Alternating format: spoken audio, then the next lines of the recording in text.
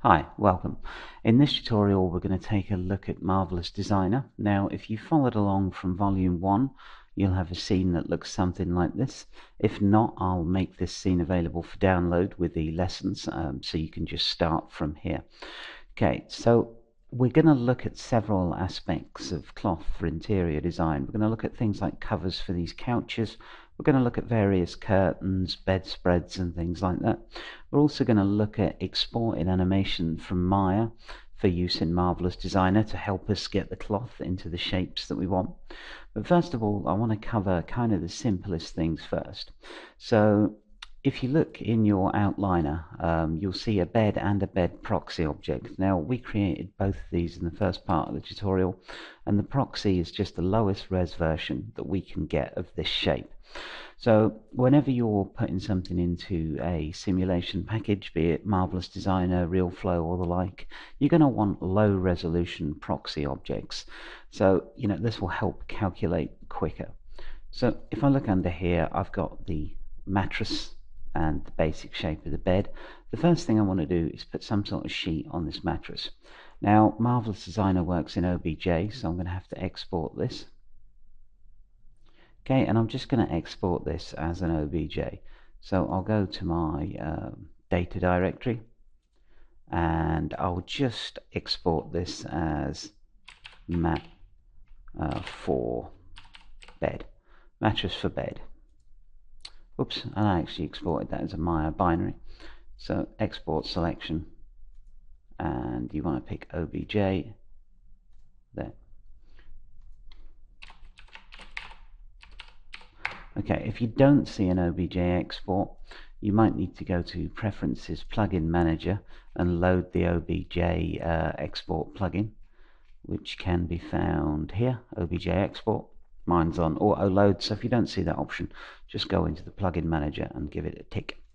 Alright, so that leaves us with this exported. Now let's run into Marvelous Designer, and when you open Marvelous Designer, this is what you'll see. This is what it calls an avatar, and this is what it calls a pattern. Patterns are what we use for laying out the cloth, and avatars are the things that will collide with the cloth, if you like.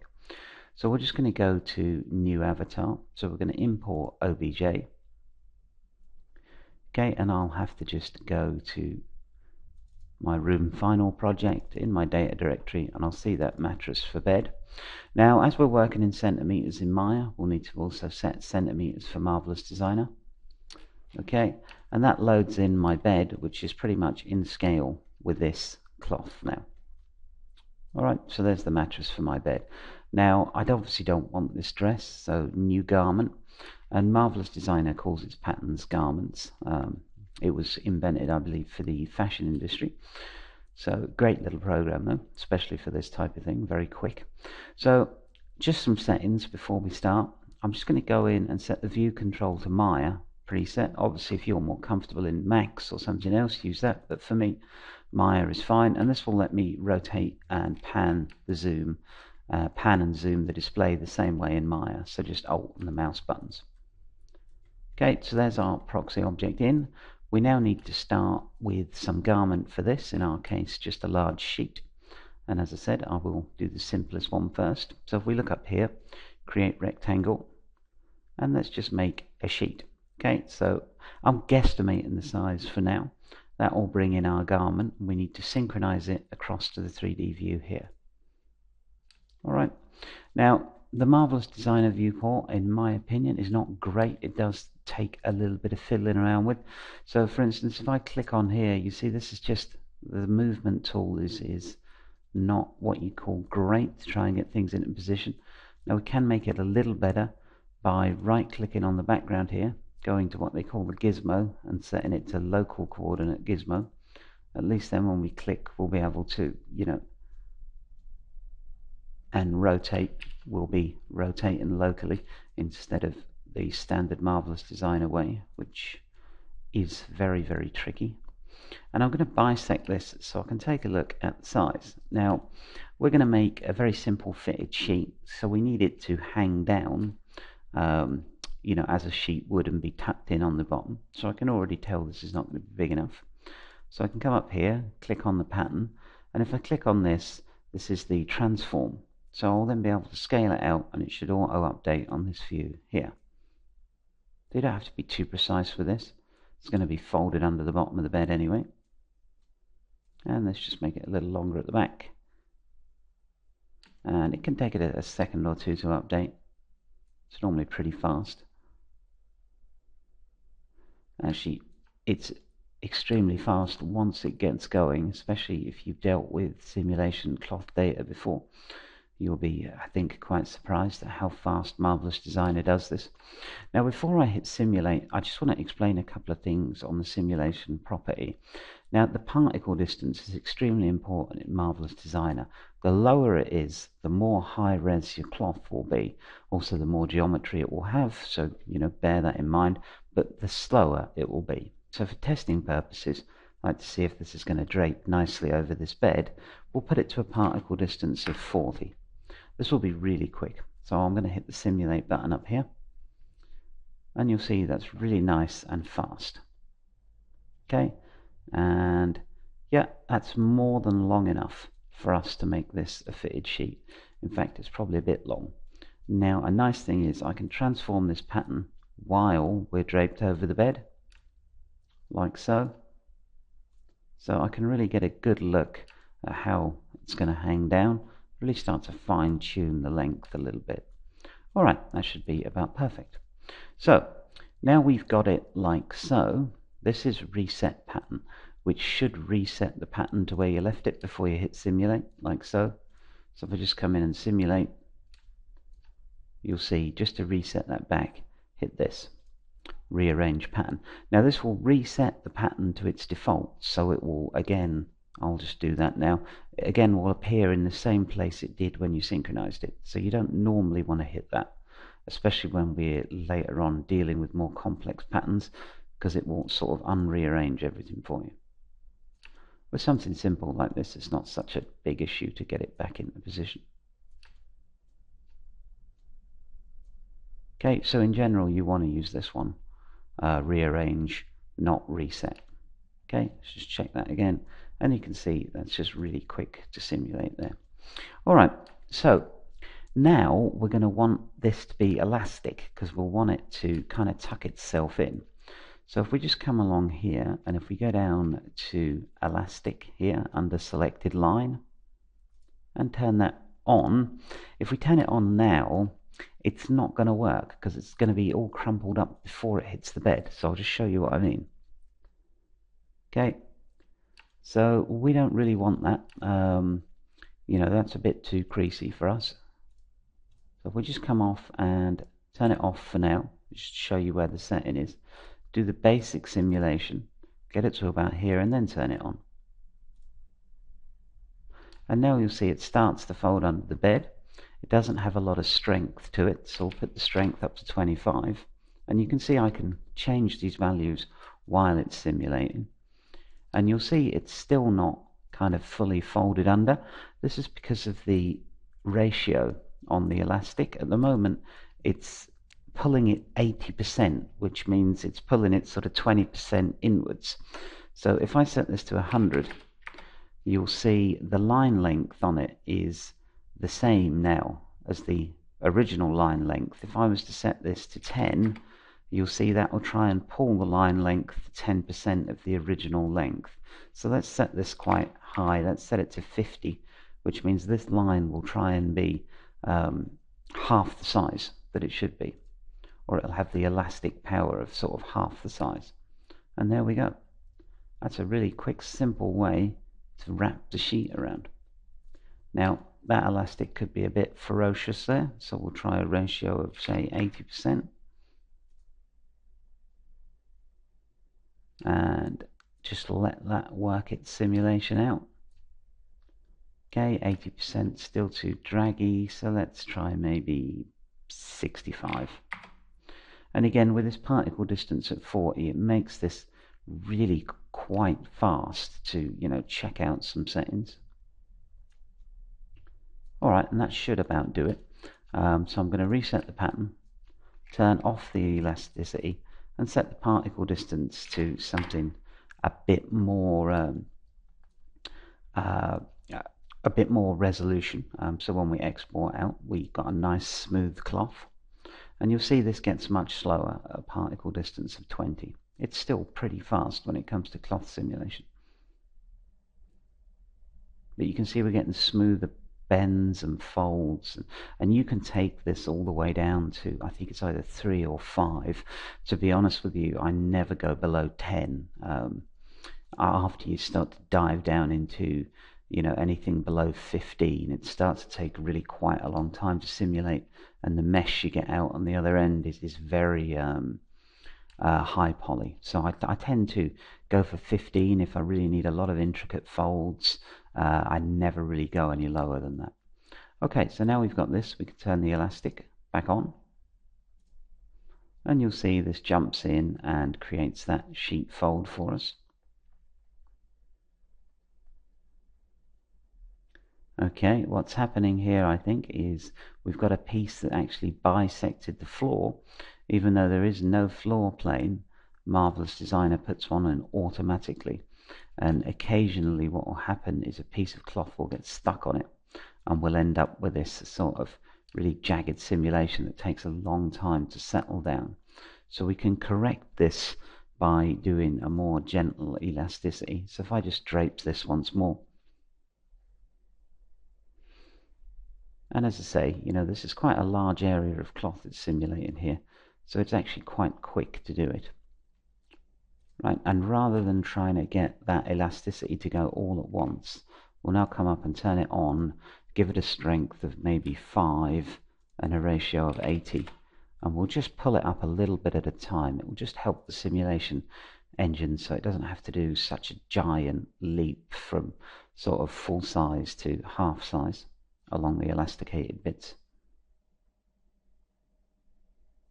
Okay, and you can see now we've set that particle distance down, that we're getting a lot more kind of wrinkles in our cloth, as opposed to when we had it set on 40 and it was just kind of a couple of wrinkles. Alright, and now we can go and set this to maybe 65, 70. Okay, so we've just given the simulation a hand so it's not such a giant shock all at one time.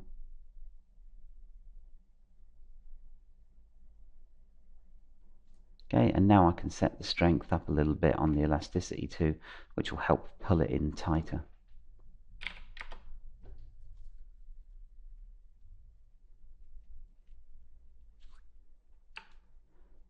Okay, and what I'm seeing here is that cloth could have done with being just a little bit longer, because it isn't quite wrapping this bottom part underneath fully.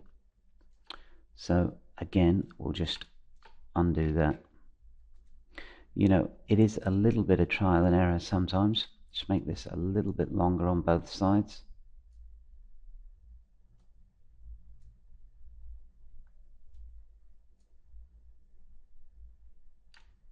Okay, that should do it now. Make sure we've got the elastic off. Hit drape again.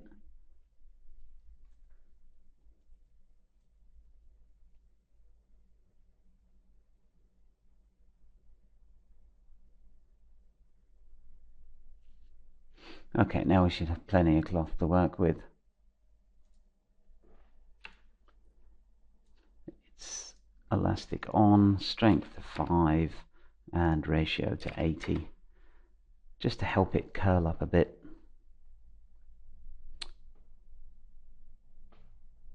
Okay, it stops again that big shock to the system when we try and go from 0 elasticity to massive elasticity.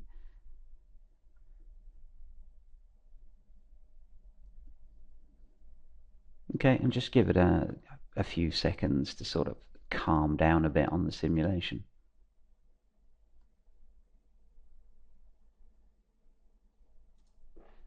Okay, so that should be calm enough. Right, looking fairly nice. And now we just go change the strength to 25, and let's just drop this down to 70, and then we'll drop it a bit lower in a second. And we'll watch this neatly fold up underneath the object. And you can see we get some really nice creases now.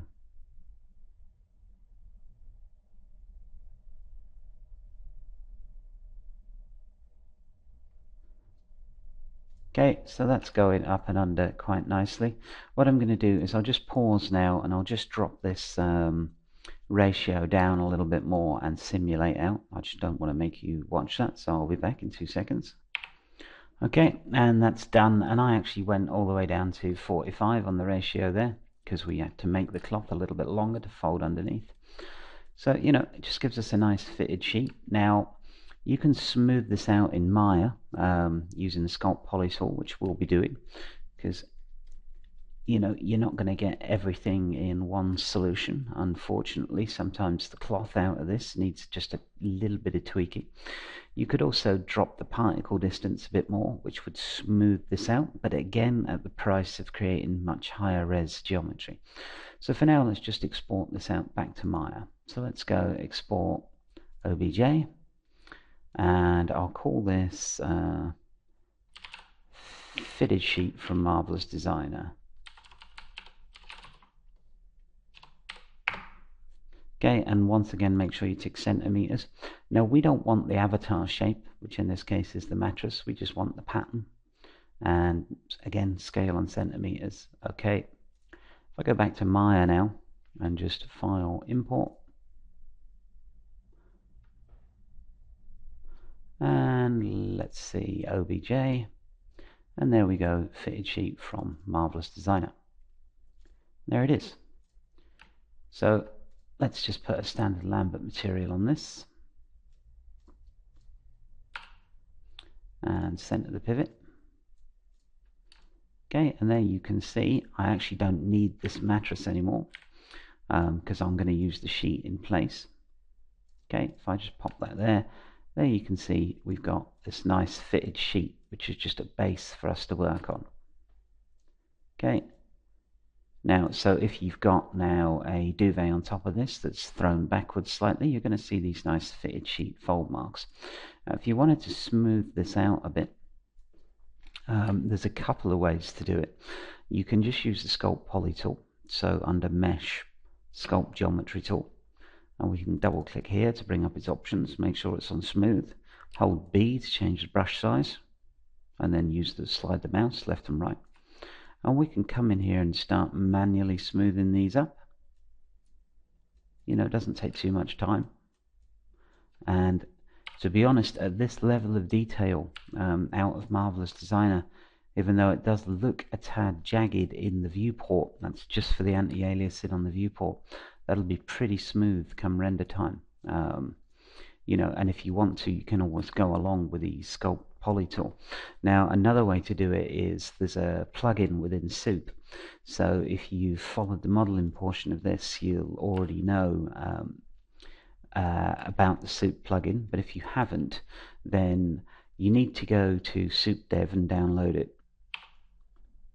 Okay, so it's just www.soup-dev.com, and you can get it here from pretty much all builds of Maya. Now, I'm going to be using some of the functionality of this, but if you're doing dynamics in general, it's a fantastic plugin. Please give it a look. Okay, so as I said, we could have smoothed this with the Sculpt Geometry tool. And, you know, if we just go Mesh Smooth right now, that's going to take a long time, and it's going to create a lot of geometry.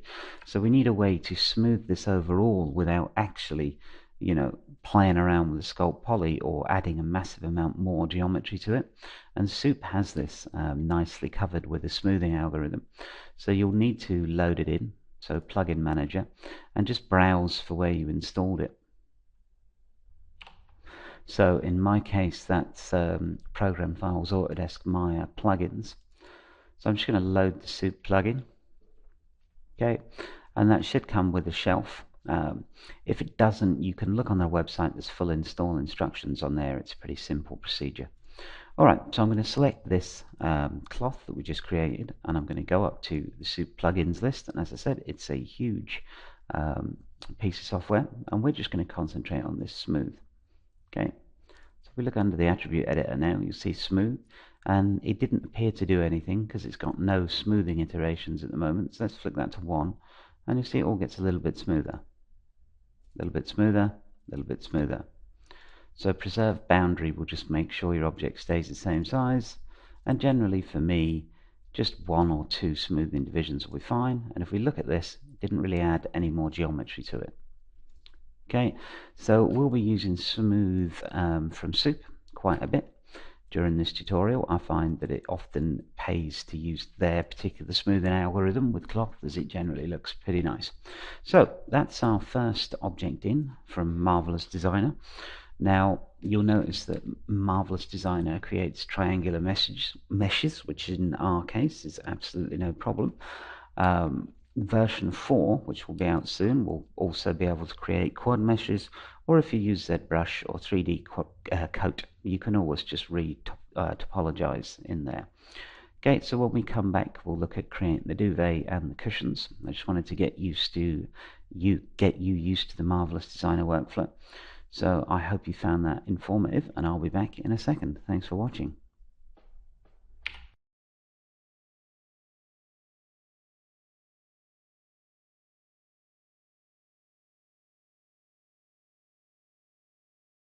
Hi, welcome back. In this part I want to discuss the duvet. Now we have the fitted sheet, we need something to go on top of it. So, I've got a quick image here. It's just a viewport capture from something I made earlier. And we're going to make this kind of duvet with double-sided material. It's going to be folded back a little, and it's going to have this kind of interesting pattern on it. So, none of this is particularly difficult to do, but it does require a few steps. The first of which will start in Maya. Now, because we're going to want to simulate on top of this fitted sheet, it's far too many polygons. If we try and simulate on top of this, it's going to take ages. So I'm just going to reduce the geometry of this, which I can do inside Maya. I'm going to Control D to duplicate it first, because I want a copy for rendering, and I'm going to Control H to hide that copy, so I can concentrate on this one. Now I'm just going to go to Mesh Reduce. And I don't know why Maya does that, but it seems to disappear whenever it does, so that'll take it a second or two. And once again, Mesh Reduce. It's still too high. We could go into the options and tell it to do a larger reduction all in one go, but I find several smaller reductions sometimes gives a better result. There we go. And once again, Mesh Reduce.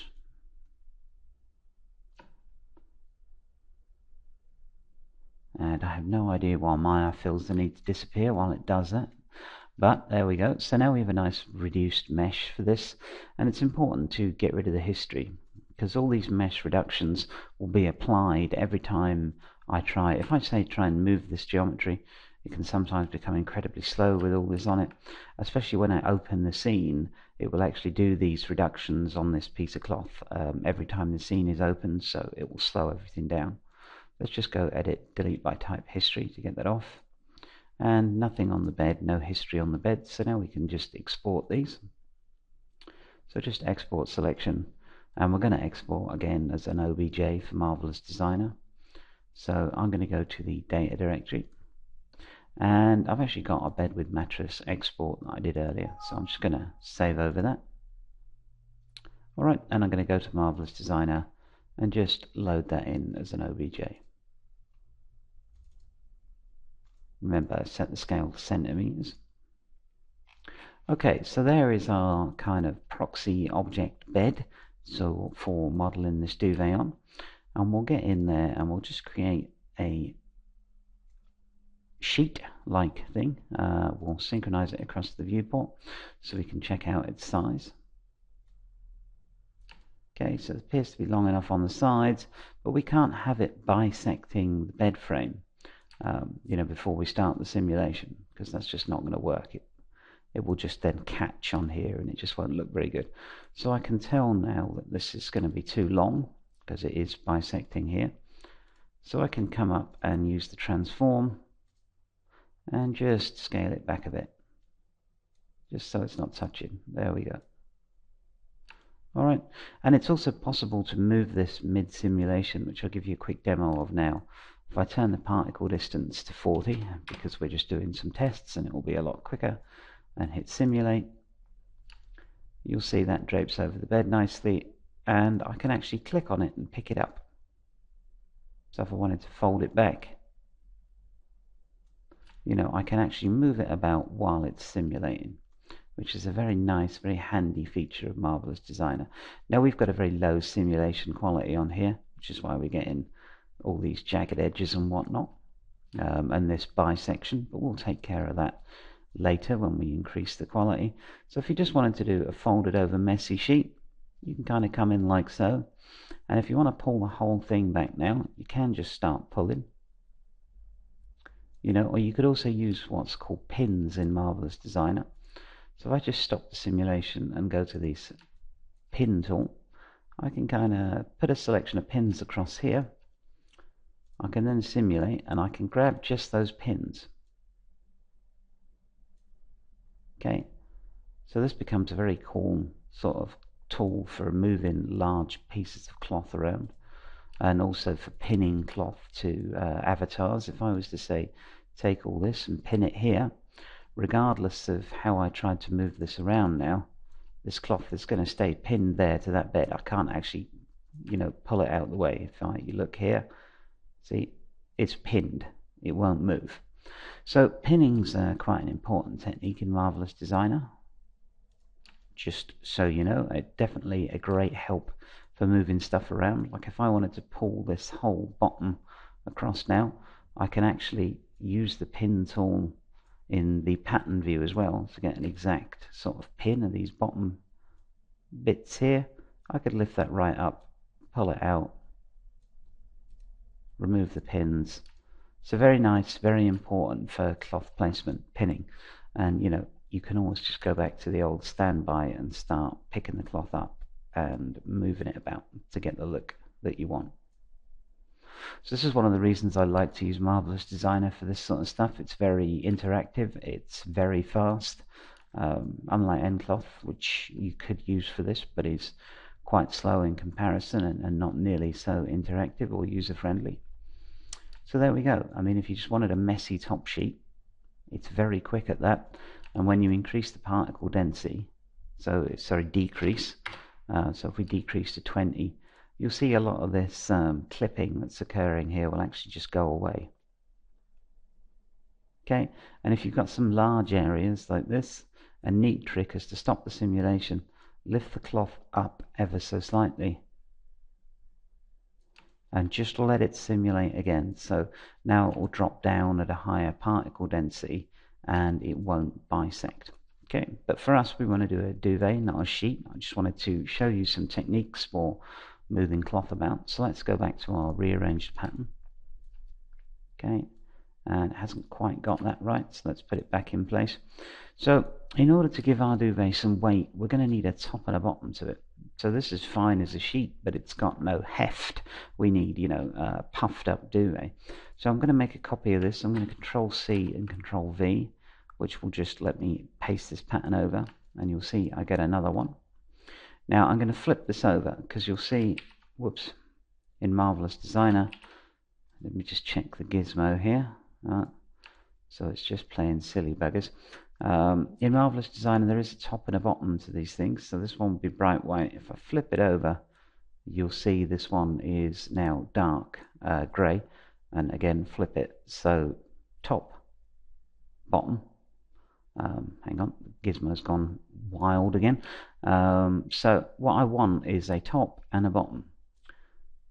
Okay, so I'm going to connect these two things together like so. Alright, so basically the bottom of this one is going to be facing the bottom of this one, the top side is facing outwards, and the top side is facing outwards. This will be important for us in a little while. And let's just get this into position so it's not bisecting anything. And this one still seems to have a bit of bisection. Okay, and now we need to sew the top and bottom half of our duvet together.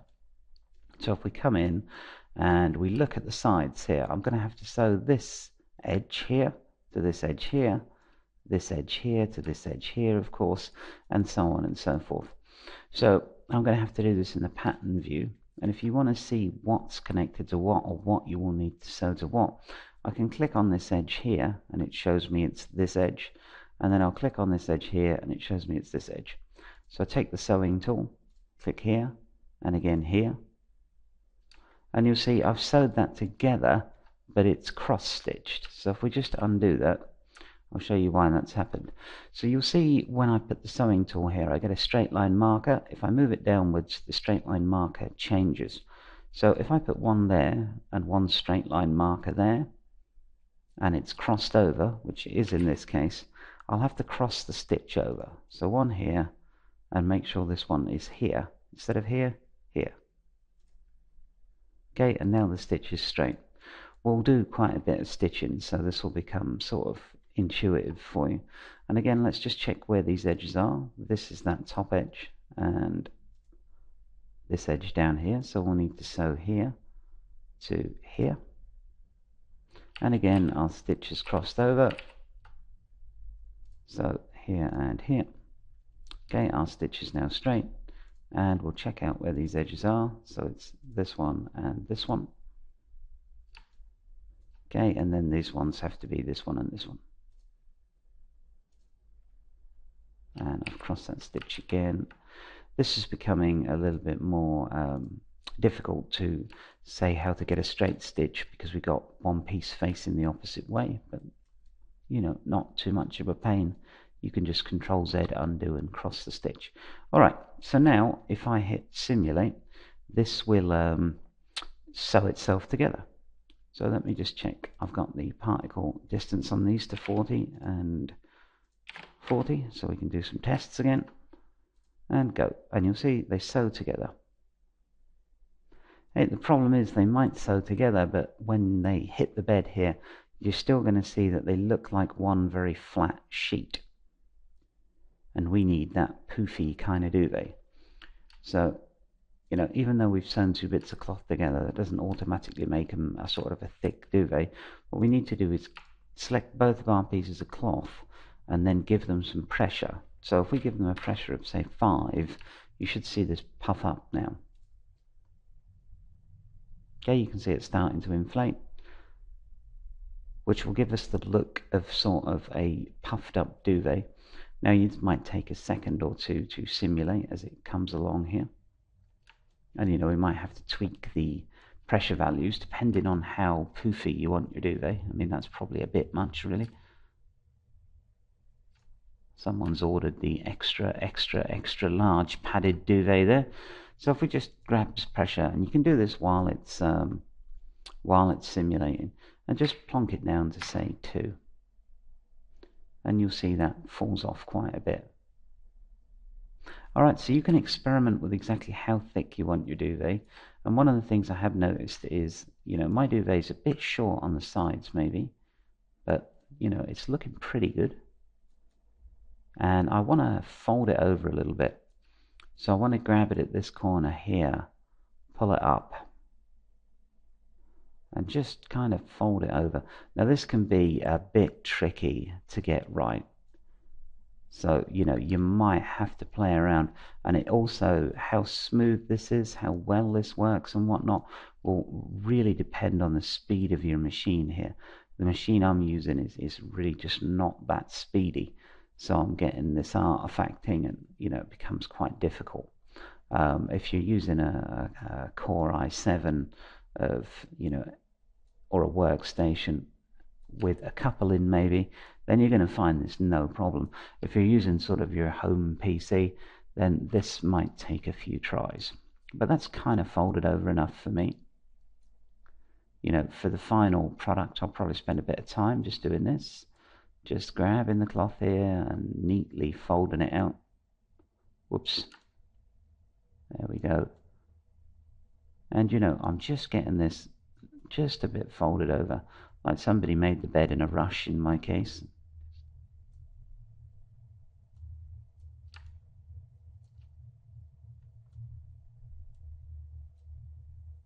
Okay, sometimes it's better not to try and, you know, do it all at once. It's better to just give it a little tug here.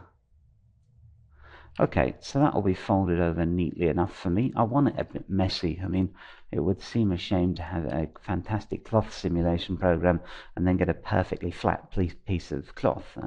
You know, kind of self-defeating, really. Now I'm going to pin the back just along the edge there.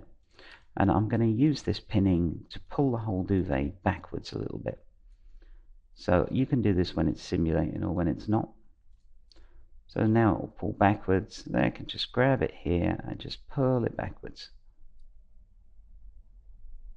You know, not too far. I want some wrinkles and whatnot left, so I'm going to stop that simulation process now, and I'm just going to hit remove pin, and then I'll simulate just to let it settle. But what I'll probably do at this point is increase the particle density a bit, because I'm not going to be, you know, pulling this around by hand anymore. So, you know, I'm going to drop down this particle density, which will give me a better simulation. But I will warn you, unless you're using a fantastic piece of machinery, I wouldn't try and, you know, pull around cloth like we just did at a particle density of 20 or lower. It's just going to be too slow. So I'll just let the simulation kind of simmer down a bit at this lower density. Okay, and that's looking pretty good so far. It's caught nicely on our 4-poster here. You know, it's a little bit poofy, as the duvets would be. Probably not enough though. But again, it's not really an issue. I can come up and increase the pressure to say 3. And let's just make sure that got both. Okay. And you should start to see it inflate a little bit. Might take a second or two. No, let's try for a bit more pressure. Let's try 6. Okay, it looks like 6 is going to be way too much. So it can be a bit tricky to dial in the right setting.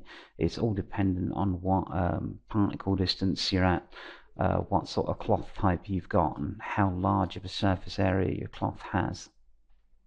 Okay, but 4 seems to be a pretty good measure for me. I quite like that. Sort of a nice thin duvet. Okay, so that's got our duvet. Now, if we look at the reference shot, you'll see that it's got this pattern on it, which I want to get to, but I'll cover that in the next part. I want to kind of keep these parts short and sweet.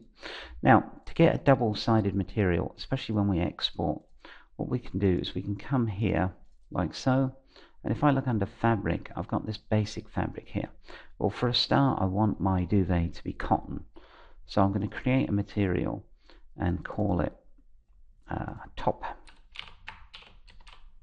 cotton, and I'm going to create another material and call it bottom cotton. Now, these materials not only will affect the color, they'll also affect the simulation properties. So, you know, you're going to get more wrinkles in something like silk than maybe denim or leather, and we'll cover different materials. So let's look at the top, and let's make the color of the top slightly different. It doesn't really matter. And let's assign this to the top material. So I'm just going to drag it on, and that's actually the bottom. Let's drag it on, and let's drag the bottom onto the bottom one. And I'm literally just left mouse dragging those on. So, okay, now we have a top and bottom material. So I can make this bottom color. In fact, I think I'll leave it that color. Now, one of the reasons we did this, and let's give them a cotton preset as well. So we go down to the presets. I'll go chiffon cotton. There we go. And cotton. One of the reasons we did this for different colors in Marvelous Designer is because now when we export this pattern back to Maya, it will come into Maya with 2 different materials on. So we can then use that to assign our own materials to, whether it be Mental Ray, V-Ray, whatever you might be using. Okay, so now this is cotton. Let's simulate it out for a few seconds. You can see I immediately start to get more detailed creases, because cotton's a kind of a lighter material than the basic fabric, so it gives nicer creases and whatnot. So cotton, pretty good starting point for materials within Marvelous Designer. Okay, now I could export this out. This is pretty good already. You know, if I was doing a render of a bed, this is, you know, not bad at all. In fact, let's export that out to Maya and take a look. Let's just call this Marvelous Designer duvet centimeters. Okay, and import. and Marvelous Designer Duvet. There we go. And there you go. We've got those materials in, as I said, from Marvelous Designer. And you can see we've got a little bit of bisection with our avatar object here, or in Maya, our bed. But we can clean that up really easily again with the Sculpt Geometry tool. So if we just go to the Sculpt Geometry tool, and maybe we'll get a bit of a smaller brush, so hold B, and we're probably going to want to smooth that out. Let's look at the settings here and let's pull it out. There we go. I just sort of pull that off. This can sometimes be a better technique than playing around in Marvelous Designer with, you know, really low particle distances, which will give you really high poly counts. So it depends again on how you want to do it, but this is a nice simple way to come in and sort of clean all that up. Okay, and actually even at a particle distance of 20, it's, you know, pretty easy to clean up. Okay, you could then use Soup to do a bit of smoothing. Okay, and what we've got there is pretty nice looking duvet for the top of our bed. We're going to make it a bit better with that pattern, but I'm going to leave that there, and I'll see you in the next part. Thank you very much for watching.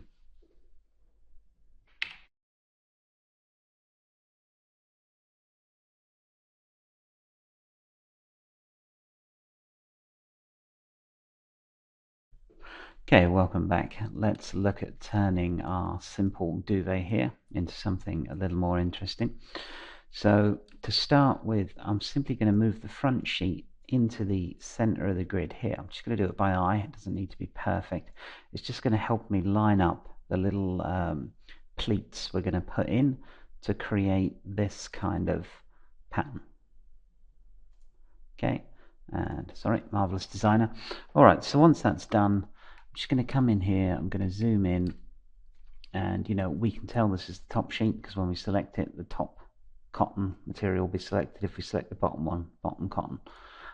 So let's just make sure that's about centered, and that'll be about right. And then we want to take in this create internal rectangle. Okay, and we want to just make a small internal rectangle, so about that big. Okay, that should do it, and then I'm going to use the transform here to spin it round until it's a diamond, like so. And if I look on the viewport with this selected, I can't actually see it at the moment because it's underneath here, but if I synchronize that across first of all, and then move this, you should see I can see where it is on the bed. So I want my internal rectangles to start at around here, just where the sheet, before it starts to fold over, and I'm going to come up and move the first one to around here. Okay, now I'm going to come in and I'm going to Control C and Control V for paste, and if I hold down Shift, they'll all go on the same line. So let's put one here, and Control V again, and one here, and Control V, and just try and space these out, you know, so they're somewhere in the ballpark. There we go. That should be about right. Let's look at where this last one ended up. Okay, the viewport's not responding. I'll have to simulate a few frames, but that seems about right to me. Okay, let's grab all of them, and now Control C and Control V. What I'm going to do is I'm going to make a 5x5 grid. So last one's here, and then these ones just offset ever so slightly, and once again offset ever so slightly. Okay, and these ones are now surplus to requirements. So I've got this sort of 5x5 grid, and as you can see, my viewport's become a bit corrupted, so I can actually simulate now, and this should just go back to normal. Give it a few seconds.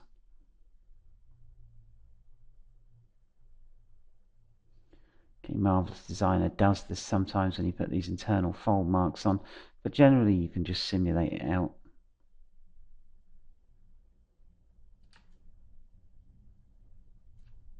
And come on.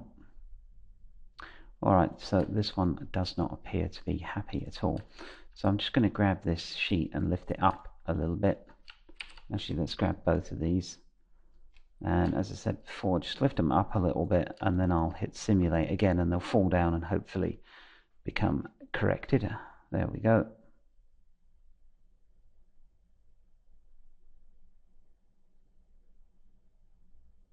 And you can see that all folding back in nicely now. So sometimes that can happen. You just get a little bit of corruption when you start putting these internal lines in. So you can just fix that back up again with some small tweaks and a little bit of resimulation. Okay, just letting this edge settle down now. Alright, and the reason we created these seams here is so we can make them elasticated, which will bunch up all the fabric around them and give us that nice diamond pattern. I'm just waiting for this one to settle down. Okay, and that seems to settle down enough, so I'm just going to stop the simulation, take a look around, make sure there's no large errors. You know, you might want to let it simulate out a bit more on yours just to make sure it's all hunky-dory, but that's fine for me. We're also going to change the particle distance as well, which will even out the simulation even more. But for right now, let's go into the Scene tab and let's select all these 2D shape nodes. Now let's just start by turning the elastic on. We'll leave the ratio at 80 and the strength at 1, and we'll hit render, and you should start to see some diamond patterns form. Okay, so we can just about start to see that now. And again, you're going to have to wait a second for the simulation. Now, depending on how much you want of this diamond pattern effect, is how high you're going to have to set the ratio here. So let's set this to 60, and for this, because it's going to do a lot of scrunching up here, let's give it some more particles to work with. So let's make the particle distance smaller and hit render. And again, a smaller particle distance is going to take quite a bit longer to simulate in. Like I say, I rarely go below 15. As I said before, I think it will go to 5 or maybe even 3, but at that sort of level, the simulation takes a very long time and the poly count is extremely high. Let's just stop the simulation here and see how we're looking. Now we've got a very nice diamond pattern going on here already. We've got this scrunched up cloth in the middle, which we'll need smoothing out in Maya, which we'll take a look at. But for me, that's looking pretty good. Maybe the duvet could be a little bit more puffed up. So let's select both of these and change the pressure from 4 to, say, 5. Okay, and just let that simulate. So these internal lines that you can create, could have been used to do more traditional straight down lines, the sort of the folded pattern of a standard duvet. We could have created pretty much any pattern imaginable with these lines here. Okay, another thing that I wanted to do, and I can see this duvet, it's starting to puff up a little bit. You can see here the back is kind of coming in. I'll pause and let it simulate out in a second. So just one other thing I wanted to talk about. These internal lines here will also have folds in them. So we don't really need fold rendering. So I'm going to turn it off, all of these. So select all of these and fold rendering off. Okay, and I might even reduce that ratio to say 45 and make these a bit tighter. We'll just see how that looks. There we go, they got a little bit tighter. Okay, you don't want to get them too much or the duvet is going to obviously pull itself way out of shape. So again, it's just going to be a case of best judgment used, and depending on the look you're going for, of course. And you can see at this particle distance of 20 that my viewport's slowed right down now. Okay, so I'm going to pause the video here and I'll just probably let this simulate for a minute or two until it starts to really settle down and smooth out a bit. I wouldn't really need to give it more than a minute, and again you might want to increase or decrease the ratio of this elasticity so these pull closer together, which I think I will do. I might go as low as 30, but I doubt I'd push it further than that. So I'm going to simulate this out now and pause, and I'll see you in a second.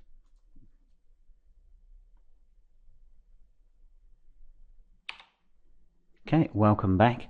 Now I actually went to particle distance of 15, which means my simulation took a bit longer, but I probably left this for about 3 or 4 minutes only. And it's created a nice shape, pretty much spot on to our reference. So now I want to get this back into Maya. So just as we did before, export OBJ, and I'll just save it over the last one. So centimeters, of course, and just bring it back into Maya. And we're going to have to do a little bit of work on this, but that's okay. And you'll see the geometry on this is now really quite high, but we can reduce that later. Something like Z-Remesher is fantastic for that kind of thing. And now what I've got here, perhaps if I click off, is these little nubs that are sticking up that I really don't want. I don't think they look well on the render, and I'm going to get rid of these hideous materials. So if I just go into Window, Render and Editor, Hypershade, and I'll just clean up some of these unused materials I'm no longer using. And you've got here Marvelous Designer material, so I can just select objects with material and assign a new material to that. So assign material, let's just go with Lambert 1 for that. Okay, and let's create another Lambert here. And let's grab this back material from Marvelous Designer. So let's go select objects with material and assign Lambert 2 to that. Okay, I just want that hideous sort of glowing material that Marvelous Designer produces out of my viewport for now. Alright, now as you can see, we've got these nubs that stick up here. If I can just grab some faces that make one up like so, then I can focus the camera on it, and you can see here it's a nice nasty sticky up bit. So what we'll have to do is use the sculpt geometry tool and just smooth that back down again. So let's just check the tool settings here, and we want to be on push in maybe. Okay, smooth. Actually, because this is not going to work because I had it on face selection, so make sure you're on object selection and then mesh sculpt geometry tool and push it in a little bit. Maybe smoothing it down is the way to go here. Actually, let's just smooth it, smooth it, smooth it. Okay, so we just want to smooth it out so it's not kind of sticking up at us in the render. Now if you wanted to get kind of really posh here, you can smooth that out like so. Then we'll create a polygon object here, so let's go find that, polysphere, there we are. Okay, and I'm just going to create a sort of flat button like you see on cloth sometimes when they button it together. So that's probably going to have to be a little bigger as well, although we can scale this up when we get it back onto the bed.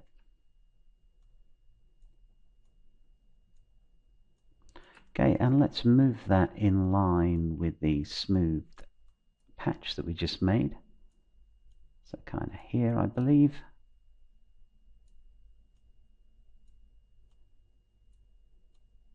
Okay, and I'll focus in on that so we can get the size right. And we'll just get a standard size for these buttons. Let's get this one here. It won't matter if it bisects a little bit. And we'll add, a different material to these just so we can see them. So assign new material. Let's just add a Lambert. And let's make that Lambert sort of a brilliant white color. Okay, so now you've got, this kind of funky pattern with the fabric with a button in there that holds it all together. So now you just need to do the rest, which is a bit of a pain, but the effect is really nice, I think. So, as I said, you could have used these internal polygonal lines in Marvelous Designer to create a much simpler pattern, but this one I think is kind of nice. So let's just go mesh, sculpt geometry tool, and let's get in here and flatten a few of these out.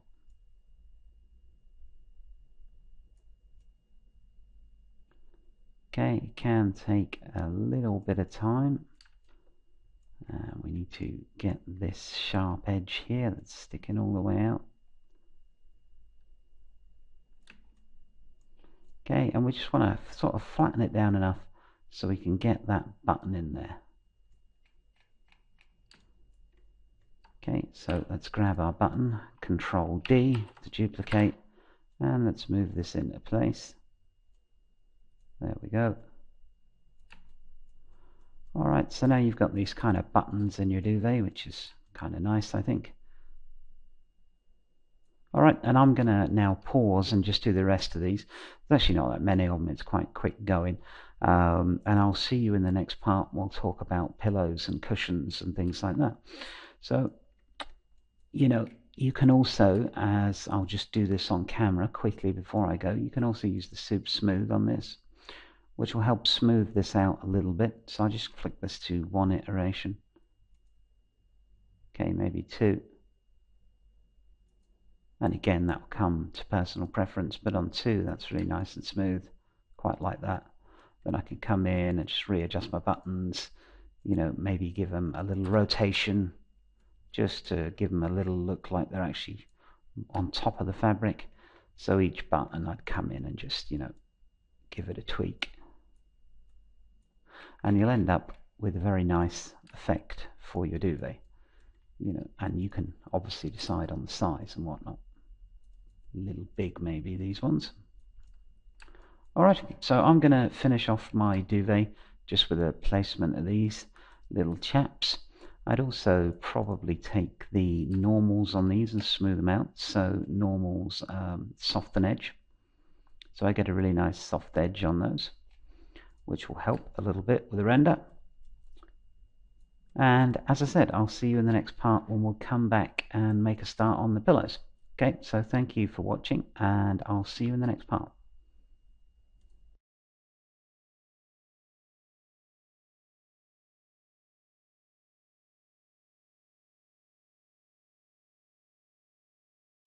Hi, welcome back. So I've gone ahead and just put a few of these kind of buttons in here. They're things that would be clinching the fabric together, and this gives a very nice effect, I think. So there it is. You know, on a few test renders I've done, the fabric is actually very smooth and just exactly the way I would want it. Now you can obviously use this technique to make any sort of messy pattern that you want. You could have squares or more diamonds. In our case, we've gone for this sort of triangular pattern. And you can now clearly see the differences between the back of the duvet cover and the front. I've gone ahead and just exaggerated the materials slightly.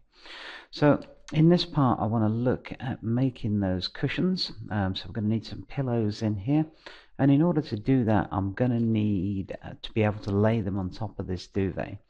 So as we did for the sheet underneath, I'm going to duplicate this. Okay, and then just take the duplicated object and I'll hide one. So let's go and Control H this, grab this duplicate, and I'm going to reduce the mesh. So just mesh reduce, and this will take it a few seconds. So here is our marvelous designer. Okay, and Maya's popped back up with this reduced mesh, so I'm going to just reduce it again. Okay, so I actually just reduced that a couple of times. It's fairly low polyish now. So I can now take this into Marvelous Designer and use it as a proxy. I'll also need this mattress and this bed frame. And in fact, we'll just hide the main bed frame and use the proxy one. Okay, so let's take this mattress, this bed frame, and this reduced mesh sheet, duvet, sorry. And let's export selection. And I'll call this MD bed 4 MD. In fact, I'll call that bed for Marvelous Designer. Alright, and now back into Marvelous Designer, and I'm going to just save this garment out, which in Marvelous Designer is just File, Save as Garment. So I've got mine here, quick save. Alright, and now I can load in my other avatar objects. So File, Import, OBJ, and in this case this is bed for Marvelous Designer. centimeters once more. Okay, why is that frozen up? Alright, there we go. It's just taken it a little while to import. So that's just new garment. Alright, and there is our bed. If we wanted to see a wireframe of that, we can come down here and go like so. So, you know, this is a bit of a heavier object than we've used in the past, but that shouldn't really be too much of an issue. It's not that high poly. And I'm going to start out by just making some very simple pillows. So I cleared the previous garment by going to File, New Garment, of course. And now I'm going to just draw, sort of, I want 3 to go along the back of the bed. So that should be about the right size. Let's Control C and V this. Okay, let's hit the Synchronize Across button. And I'm going to want a front and a back on these like I did with the previous duvet cover. So I'm going to spin this 180. Like so. And I'm just going to push it together, and then as we did with the duvet cover, we're going to sew these together. So this top edge and this top edge. Let's go to our sewing tool, and again we've got that twisted seam on there, so let's just, there we go, and we need this edge to this edge. Haha, 50-50 chance to get it right there. Of course, went wrong. So that will be this edge to this edge, and this edge to this edge.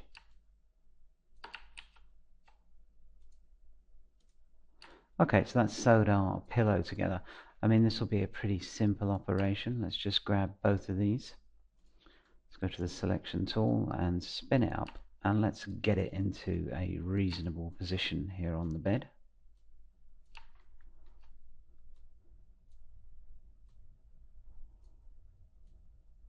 I said marvelous designer viewport, perhaps not the best viewport I've ever worked with, but alright, so that seems about the right position.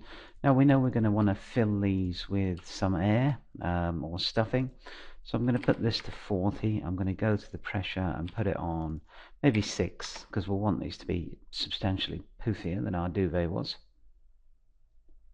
Okay, and that looks pretty much like a pillow. It's not very big, you know, after it poofs up and has fallen down, it just doesn't really seem big enough to me. Let's have another look. Let's simulate that so it falls down a bit better, like so. No, I think I'll go with a size bigger. It's nice to simulate at this very low particle distance because of that. So let's go bigger this way, but also this way. Alright, now let's just make sure that this is not bisecting anything, and it isn't. Let's come down, and that seems a more reasonable size. Let's just get it. No, that's not gonna go placed nicely. So what I'm going to try is to get this kind of propped up a little bit more, and we've got a bit of bisection going on there. There we go. Okay, so we can stop the simulation, we can pull it up and give it a helping hand.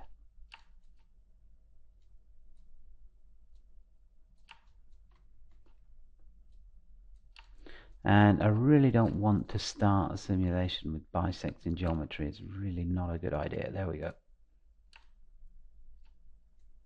Okay, so that's gone down, but it's a bit saggy, so we can try increasing the pressure.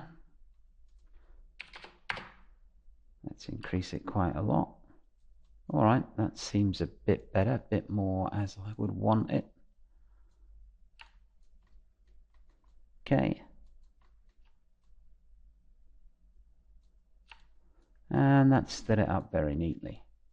Alright, so I'm going to decrease the pressure a bit to add some wrinkles in and make sure it doesn't fall too much. And also this has the quite stiff default material on it, which we don't want. So let's go to Fabric and click Add, and we'll call this one pillow, and I will use the same one for the front and back. Now you can do what we did with the duvet and use different materials for the front and back, especially if in Maya you want to texture those differently later. But for me, just the standard cotton fabric is going to be fine. So I'm going to set to the cotton preset, and I'm just going to click drag this onto my pillow, and I'll probably change the color of it. Just it helps me remember that it's got a different material assigned to it. So let's click the pillow material here, come in and just, there we go, nothing too hideous, just something to differentiate it for me. And now it's got the cotton material on it, let's simulate again. Okay, so it got a few more folds, and what we need now is to duplicate this object. So let's come along here, select both of these, Control C, Control V, and Control V again, and that will actually give me 3 pillows. So now I can come in and place them all along the back of the bed here.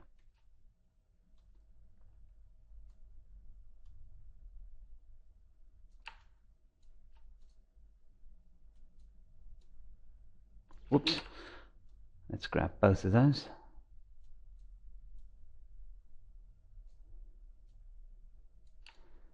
Okay, so let's just get these and let's lie that one down a bit more. Up you come, and let's hit simulate. Alright, so you can see my 3 pillows have interacted with each other, which is rather nice. Now what I want to do is talk about the folds here, because these are not good at the moment.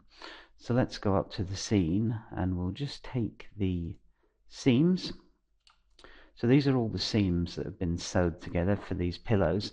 I'm going to put the fold angle to 240 degrees, and the fold strength up quite high. So you won't really see it at this particle distance, but these folds should then become more pronounced. You see they've gone inwards there, giving us a definite seam. If we were to put the fold angle, say, down to 0, you'll see, in fact, before I show you this, I'm really going to have to increase or decrease the particle distance. So let's go to 20. Okay, there we go. Let's simulate for a bit. And now you'll see that my pillows drop a little bit because of the nearer particle distance. They can get sort of much more detail onto themselves. Okay, but let's look at these seams. See, now they seem to be folded slightly inwards. Okay, so if I change that back now on these seam lines to 240, we should now get a more pronounced seam if I let it simulate for a little while. So you see that seam pull in there? Okay, because I want to see those seams on the final render. So as you can see now, with this higher particle distance, they're quite clear for the seam. So that seems like we have 3 pillows on there, no problem at all. Okay, now you might want to come in and rearrange a bit. This middle one, for instance, maybe it needs a slight correction. Let's just move it like so.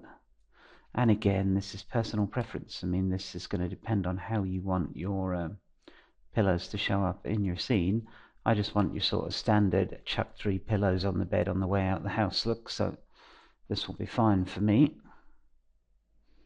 I'll just give that one a bit of a wallop, so it sort of creases up a bit more.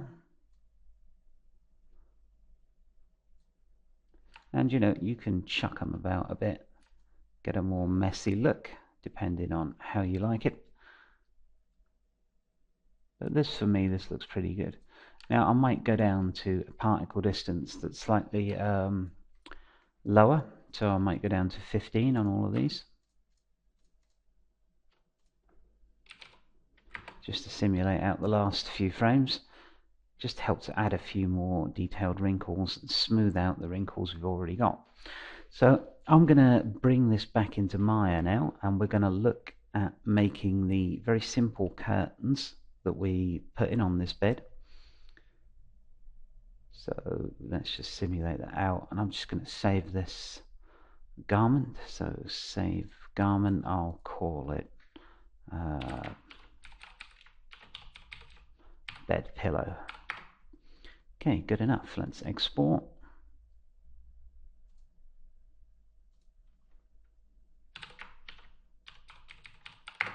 And let's bring that into Maya. Now, I don't want the avatar shape, of course, and in this case I'm going to save out multiple objects.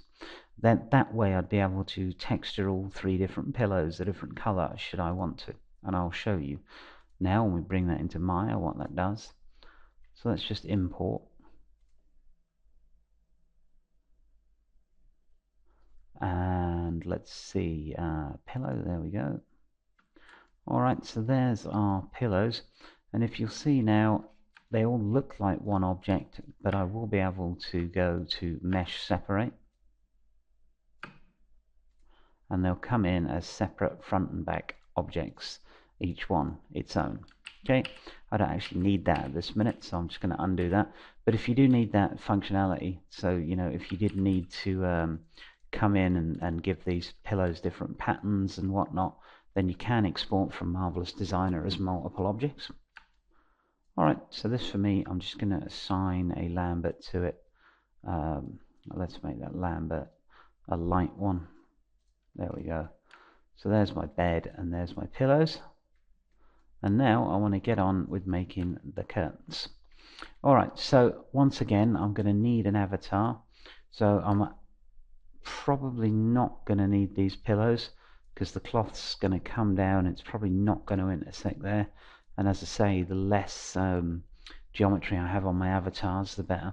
So that's the pillows in. Let's go back to Marvelous Designer and take a look at the actual curtains. So, you know, another thing I can do is, instead of bringing these pillows back in as an object or an avatar in case the curtains would hit them, I can actually just select all of them here and hit freeze. They'll go a blue color. This means that objects can interact with them now, but they won't actually do anything when I hit simulate.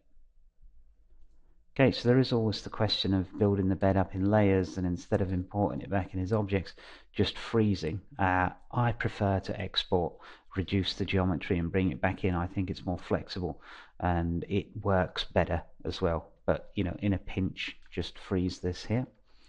And now this will be quite simple to make these curtains. So let's move these out of the way. Okay, sorry, my system froze up, but as I was saying, we're going to need a long, thin curtain here. So let's just grab this box and come up and draw something about the approximate length. So what we need is something that's going to go all the way down this side, across the top, and all the way down here. So I'll just use the selection tool here and spin it around this way, and once around this way. Okay, so I'm just going to get it so it's draped nicely, and we need to get that about central. And that's probably not wide enough. We're going to scrunch this up, so we want a lot of detail there. So let's make that a bit wider. There we go. Make sure, once again, it's not bisecting anything. Okay, and turn the particle distance to 40 just for our test, and let's see how well that drapes over. And I don't think we're quite going to be long enough here, folks. We'll want the curtain to sort of nicely hit the floor. So we are definitely not long enough. Okay, let's have another quick look. I mean, the nice thing about this is very interactive. You know, you're not waiting around for 5 hours for your simulation to complete, so it makes it really quite a pleasure to use compared to some other systems. Alright, this one is too long, and this one is not quite long enough, so there's a simple fix for that. We'll just move it this way slightly. Okay, and there we go, perfect. I just had a little pause there. Now you'll see we're getting a bit of bisection between this cloth and our object here. That's fine. We won't get that if we simulate at better quality. So let's click this off. Now we know this is in the right position. We can come in and we can just move this back a little bit just to stop it kind of getting caught on here. Alright, and I'm going to put it to a distance of 20 for this one right from the start. I'm also going to assign our pillow material to it, just because I want that to drape as cotton, and I'm going to hit simulate. So I'll actually pause for this at a particle distance of 20. This will take maybe a minute, maybe two. Okay, so that's draped down nicely, and what we need to do now is bring it together so it's kind of nice pleats in it all the way down. Now the way I'm going to do that is by putting a line across here and one across here, and then making that elastic so it draws this together. The problem I'm going to run into is when I do that, it's going to draw it from both sides at once, so my curtain is going to end up hanging here, and I want it to be hanging right at the end of the bed. So we looked at pins briefly, and I'm just going to select the pin tool now. I'm just going to pin this one here like so it can't move, and then I'm going to pin this one here also so it can't move. This way, when the elastic happens, it'll have to be drawn this way because we've got a fixed point here. And it also gives me two handy guidelines for exactly where I need to put my elastic. So grab an internal polygonal line and click once, shift to put a straight line in, and then double click to end the line. There we go. And same here, click once, shift, double click.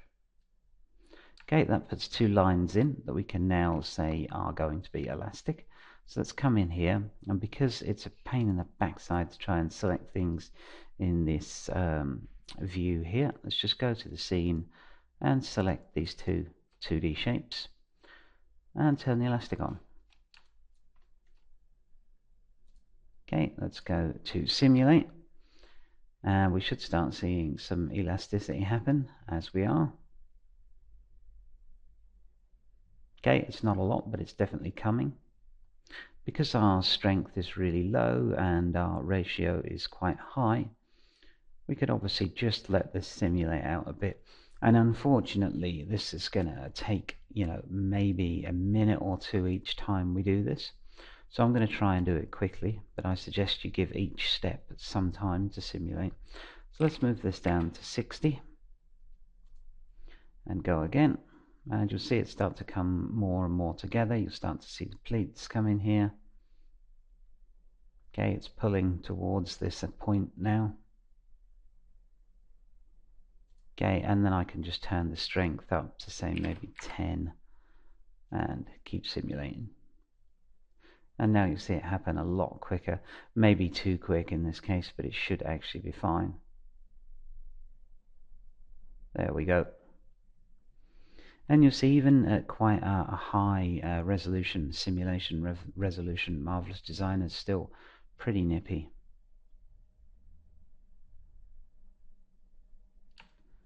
Okay, let's just check that out, make sure we're alright here. And it looks like this might need a helping hand. It's kind of, no, it's actually going to do it itself.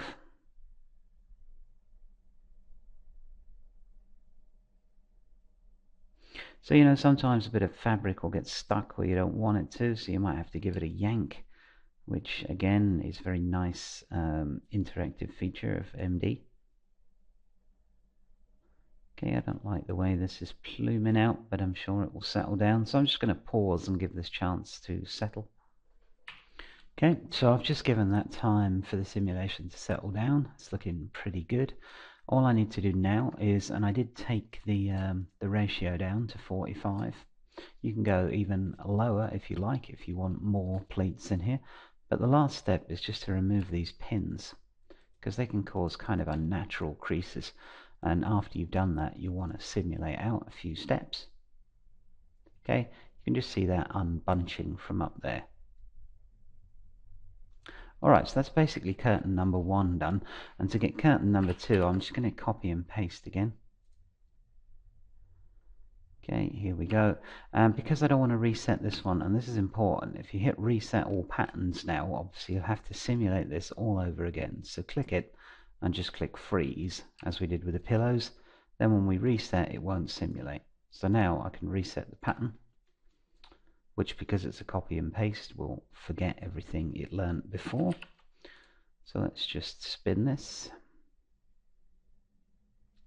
one way and backwards, please, and get those points lined up properly. There we go. And then just flip it like so.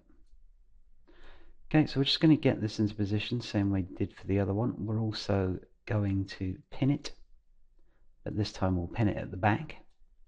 Let's just make sure our curtains will stay at the front and back of our bed and not end up with the elasticity pulling the material around somewhere in the middle. So, you know, we need this to be fairly well on the proxy object here, on the avatar, as Marvelous Designer calls it. Okay, so let's just zoom in there, make sure our placement is okay. It's fine. So go to the pin and it's just, whoops. And let me just undo that. Let's just pin this one here, like so. And pin this one here. And in fact, has that bisected? Yes, yes it has. Which means I'll now have to come in, remove this pin, go back to the movement tool, and just move it up a little bit. Sorry about that, folks. There we go. Pin there. And pin there. Okay. So, because we copied and pasted this, this will still have the values on these 2D shapes that the old one did. So we don't want that, of course. So let's put the strength to 1 and the ratio to 80 for both of those. Otherwise it will get that giant shock and you'll get some very unpredictable results trying to simulate too much all at the same time. In fact, until it's draped, I'm going to turn the elastic off entirely. So let's just let it drape. And I'll be pausing and so you'll see mine go immediately, but you know, it will take about a minute or two. Okay, so my simulation here is ongoing, and as you can see, I've just draped the fabric without the elastic turned on these. Now I'm going to do exactly what we did the last time, which is just turn the elastic on and make sure it's at a very low strength and very high ratio. So I'll just tick here and you'll start to see this move inwards. Okay, as you can see it start to crease there. So I'll now just continue to do what I did last time, what we did last time, which is, you know, keep lowering the ratio until it's around 60 and then up the strength a little bit and just gently pull this curtain together so we get this nice kind of folded pattern. Okay, so I just, you know, decreased the ratio and the strength on this a little bit, and I'll show you the final settings. It ended up with a strength of 10, a ratio of 45, and I got like so. Now you can keep simulating and pulling it about a bit until you get it exactly as you like, but what I'm going to do is just remove these pins, because we no longer need it pinned backwards, and you'll see that it's slightly distorted up there, so you should just simulate out a couple of frames to let that snap back. There we go. Okay, and that'll just smooth out over a sort of 30 seconds or so. And you know, that'll be enough. You might want to give it a few more secs. Alright, now let's get this back into Maya. So let's go File, Export, OBJ, and let's call this bed curtain from MD. Okay, centimeters again, and again I'm going to use multiple objects. I don't need the avatar. Okay, and what I'm seeing here is because I've got these frozen pillows that I already have in Maya, then I don't need those. So I can work out which patterns these are. They're patterns 2419 and 2319. So I don't need any of these. These are the pillows, and obviously we don't want them twice. So that'll do for me. Okay. Alright, let's pop into Maya and import our curtains. So, bed curtain from Marvelous Designer, import. And there we go, it's got those terrible Marvelous Designer materials on it, so let's just change that for something else. Assign existing materials, just give it Lambert 5. Alright, and let's hide the proxy object and bring back the normal object so we can get our normal bed. Alright, so there we go. There's our bed pretty much made up. We've obviously got here the, and why do we have that here? Okay, let's bring back the normal duvet. There we go. I thought that was looking a bit rough. So there is our bed with our 3 pillows, our duvet, and our curtains. So that was pretty simple, really. In the next part, we'll look at making the curtains for this back window, and we're going to do some quite complicated drapery for that.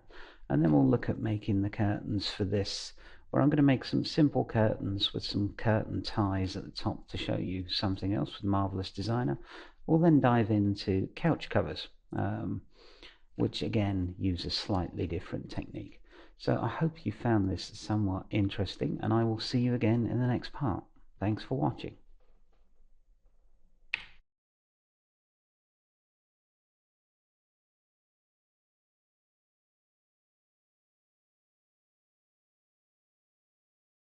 Hi, welcome back. So I've taken a liberty of rendering out a few shots of our curtains here, quick turntable, so we could see how they looked, and I think they look pretty good.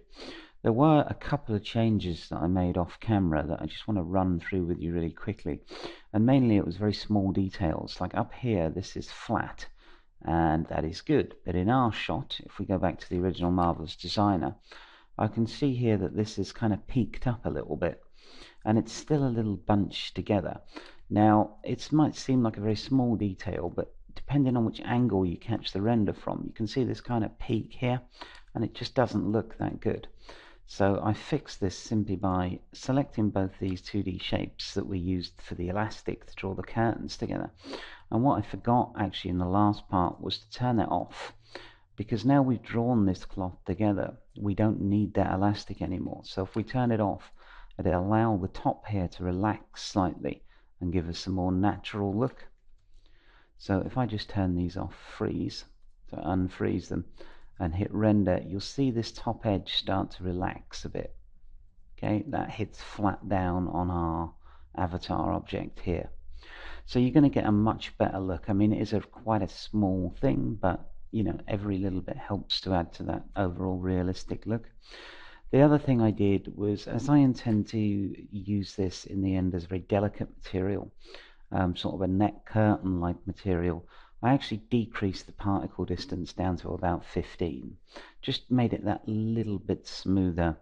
And in fact, if we look here, I mean, this is pretty smooth. So, you know, I wanted this to be a very, very delicate, very smooth material. So I did decrease that particle density a little bit. Now I think it looks great. Alright, let's jump back into Maya, and we're going to be making the curtains for this back window. Now I've taken the liberty of just hiding the bed here so we can get a better look at it. I've also put in this object here, which I'm going to use as a measuring stick within Marvelous Designer. So basically it's just a box that's the width of this window. I'm going to use this to judge how wide my cloth should be, and it'll also tell me where the floor plane is. So if I jump into Marvelous Designer now, you'll see that I've just exported that from Maya as an OBJ and imported it into Marvelous Designer here. And if we take a look at the curtains we're going to be making, you see there's a fair number of different elements here. There's these 2 back curtains in blue, and then there's this white sort of quite complicated curtain arrangement at the front. There's also just a little thing that comes down here. So we'll create the back curtains first. And this is actually quite simple for the back curtains. Now we need something to hang the curtains off of, and I don't want to use this geometry. So what I'm going to do is use a frozen piece of cloth. So let's just come in here and create something about that big. Okay, because my curtain is going to be about half the width of the window, and when I stitch it to this, it will pull across this way. In fact, it's probably easier just to show you. So let's put this here and move it into position. And I'll change the gizmo to local screen coordinate. Okay, and let's get it, you know, about there. We don't need it to interact with this object. We're just using this purely as a measure. and then I'll create another piece of fabric that's the length of the floor plus a little bit, and about just slightly over half the width of the window. Because if you think about it, when you draw these curtains together, you'd actually want them to close in the middle. So just slightly longer than half the width of the window. I'm then going to move this back curtain into position here, pull it up a little bit. Anything in Marvelous Designer that starts a simulation sort of halfway through the floor, like this, so if I just simulate now, will be immediately cut off. And by immediately, I mean by the time it's worked out its first simulation frame. And this is taking a lot longer than it normally does, simply because it's deciding where to cut this cloth off. Okay, so I just paused that a little while. As you can see, anything below the invisible floor plane was just disregarded, and not only that, it took bloody ages to simulate it. So bisecting the ground plane on Marvelous Designer, not always a great idea. So we're going to pull that a little bit higher than this thing. I'm also going to angle it forwards a little bit. This will help when it drapes backwards. Okay, I'm then going to grab it in this viewport, just move it down, which won't change its position here. And I'm just going to stitch this to this. Okay, and before I simulate out, I need to freeze this piece, otherwise they'll both just plummet to the floor. So while this is frozen, it will stay where it is, but I can still sew other objects to it, which makes it quite a useful thing. I'm also going to add in a fabric here, just a cotton. Okay, so just call that cot. And I'm going to make it a slightly different color, just helps me visualize when I've actually assigned it to something. So let's make it a green. There we go. And now simulate. You could drop the particle distance up to 40, which would make the simulation faster, but for something like this it's really not going to take that long, so I like to just leave it at the default, which in Marvelous Designer 3 is 20.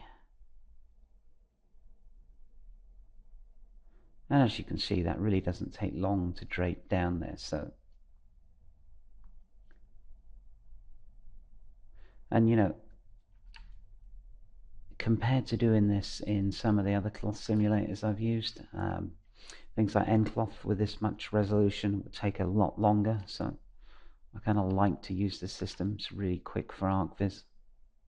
And just let that settle out a bit. And you can still grab it and kind of move it around. You know, make sure you've got it in the position you want it. Maybe you are not happy with this and you want to tug it out a bit. And you know, I really quite like this feature that makes it so interactive. Let's grab this and pull it back here. And pull this in a bit. And you know, you could spend a while doing this, getting the bottom shape exactly how you like it. But you know, I don't want you guys to have to watch me do this for the next 5 minutes until I'm perfectly happy, so I'm just going to stop that simulation. I'll actually freeze this piece of cloth, and then I'm going to take both of these objects. Let's go up to the scene, select both of these patterns, and Control C and Control V. And then I'm going to plonk them on the other, so I can make the other half of the curtain. Now unfreeze this. It came in frozen because the one we copied was frozen, and then reset its pattern. So we'll just grab this and this, easier to do in this view, and we'll just move them over to here.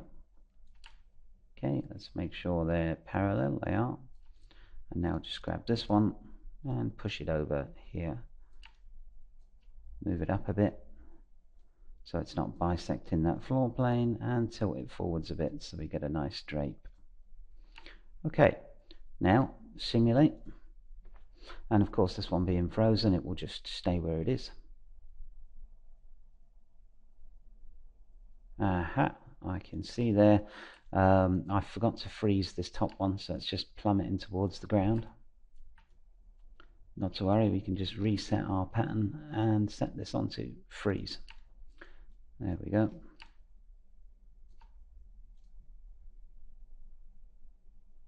Okay, I'll just pause while this drapes out. Okay, so that's just finished draping out. Looks pretty nice. It's smooth enough for me. especially on these back curtains that are going to be mostly hidden. If you wanted to get it, massively smooth, you can drop this particle distance down to maybe 15. But as I've said before, the lower this, the more geometry you're going to get spat out at the end. So something to bear in mind if you're not doing a real close-up shot, or you're using a textured fabric, especially because unless you're doing kind of a sheer glossy fabric that's going to really show every sort of pinch and wrinkle, then texture on these curtains, you could probably get away with even a higher particle density. So just bear in mind, I normally try and simulate out for the shot I need, and then I'll save these garment files, and if I need to open them up again and make them higher quality, I can just come in and drop this down. Alright, so if we look at our shot here, we've got our back curtains now. Let's get on with making this a little bit more complicated arrangement here. So to do this, I'm going to use one long frozen piece that I can attach it to. So let's just draw that up about the width of the window. There we go. And we'll get it into position. Okay, and I want to pull it a bit far away from these back curtains. I can push it back later when I bring it into Maya, but for right now I don't want too much interaction between the front and the back, and let's just freeze that one so it doesn't simulate. Okay, and now I need a length of cloth that I can basically drag upwards like so. So let's create that. So I'm just going to make it the same width as this. And I'm just going to pull it down. It's about there. That seems about long enough to be to make a nice bunching. And then we'll move that into position here. Okay, we don't have to be too accurate because the stitching will pull it together, but again, you don't want it too far away either. And I'm going to move this out of the way so I can take a look at it. And basically what I want to do is draw some lines in the center and the sides so I can use the elastic properties of those lines to pull this curtain upwards. So let's go to our internal polygonal line and let's just create 3 in the center here. Now I'm using 3 simply because I want a lot of elasticity, and I find if you use more than one, it just gives you a nicer kind of pull to it. So I'm just clicking and then I'm holding shift to get a straight line, and then I'm double clicking where I want to finish this line. Okay, and one more. So here, go up to here, shift, double click. Alright, and we want to put a couple in for each edge here. So shift, double click, and one for here.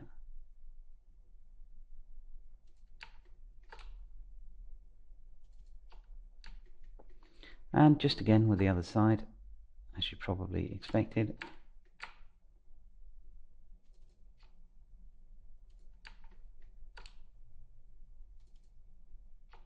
Now with all this elasticity going on, I'm actually going to make sure to simulate this out at 40 because it will be a bit slow at 20. I'm going to drop it down a tad later so I get a smoother cloth, and I'll just need to sew that to this. Let's just make sure the stitching took. Yes, it did. I can see it there. Okay, and now I need to grab all these 2D shapes, which are all these internal lines here. I need to turn the elastic on, and at first I'm going to go with a ratio of 50, but I'll leave the strength at 1, and we'll see what we get from this. Let's just make sure we've got the settings here. Yep, and I'm going to put the cotton fabric on it. Okay, and let's hit go. Whoops, and we've made a very sort of elementary mistake. We forgot to freeze this, so let's just come in and quickly resolve that. There we go, and you can see this start to bunch up now.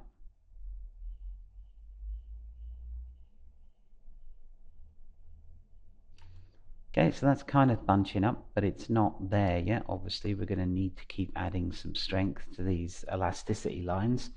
Now the reason I don't just do that all in one go is because we need to get this, very tightly pulled together, and I find if you do it all in one go, it can be a bit of a shock to the system on this thing, a bit like when we did the curtains on the bed.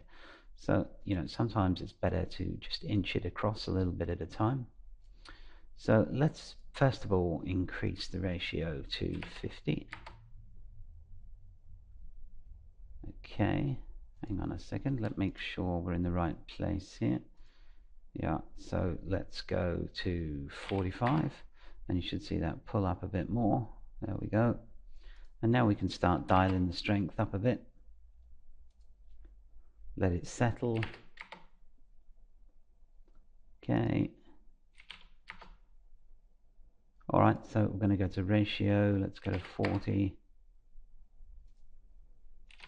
30.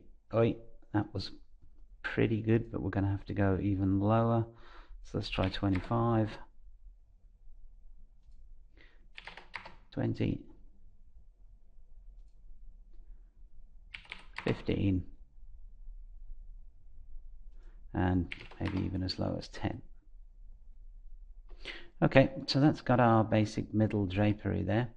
Now I'm going to increase or decrease the particles. So let's maybe put the strength of this down to 10 to give it a bit more pliability. And let's take this and put this to 20. And just leave it to simulate for a little minute. Okay, you'll see it start to drop a bit. Alright, and I think the ratio on the side pieces could actually be lowered. So let's find out which ones those are. It's that one and that one. And let's put the ratio of these to 20. And that one and that one. 20. Let's give these a little bit more hang. Okay, let's keep the middle as bunched up tightly, and let's just give the outsides just a little bit more play. Maybe even as much as 25. Let's grab all of them together.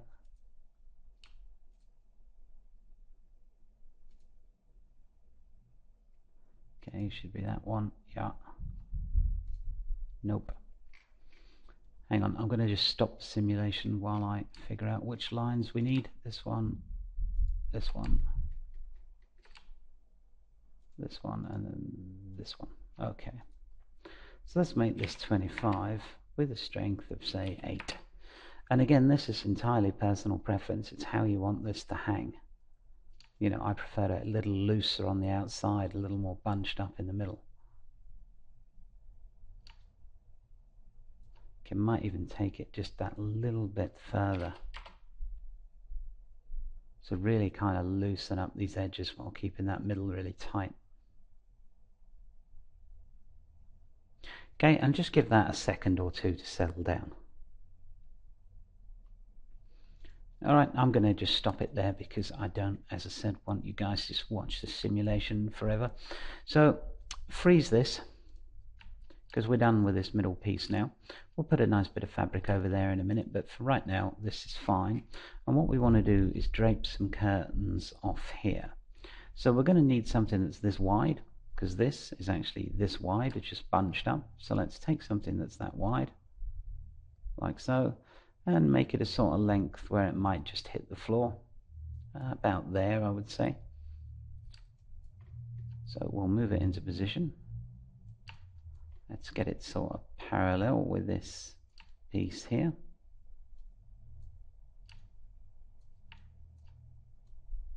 And as I say, you don't need to be too accurate, but you don't want to be miles away. And let's take this and sew it to this.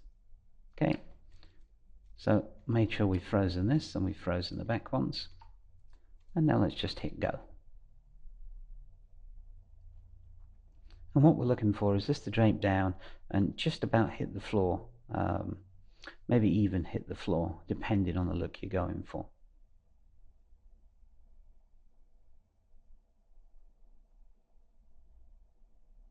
So we should just about note we're actually going to miss the floor. And I actually wanted to hit it, so let's grab this and just make it a bit longer still, I think. There we go. I reckon that's going to just clip the floor now, which should be just perfect.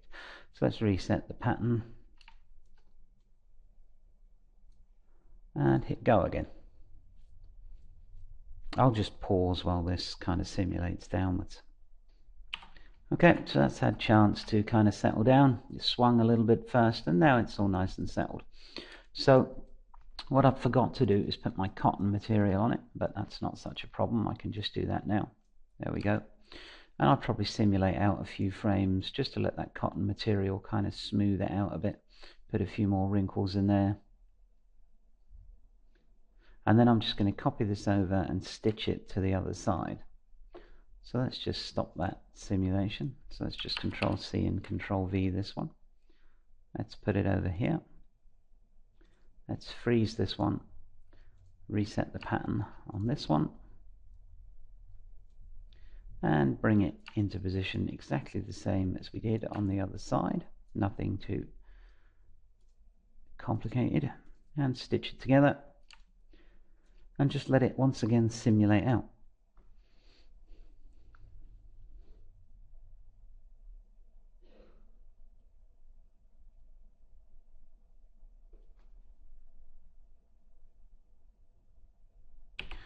Okay, so this one is now simulated out, and I'm quite happy with that. You know, as I said before, you can use the interactivity of Marvelous Designer to kind of push and pull it about until you're absolutely set, but that looks pretty fine to me. Okay, so what I want to do just to finish this off is just to make a little hanging thing for here. So I'm going to come up and I'm going to start with just a square here. I'm going to make it, you know, large enough to cover up this sort of mess here where we've elasticated it all upwards. So let's grab this and see how big it actually is in comparison to the elastic bunch there.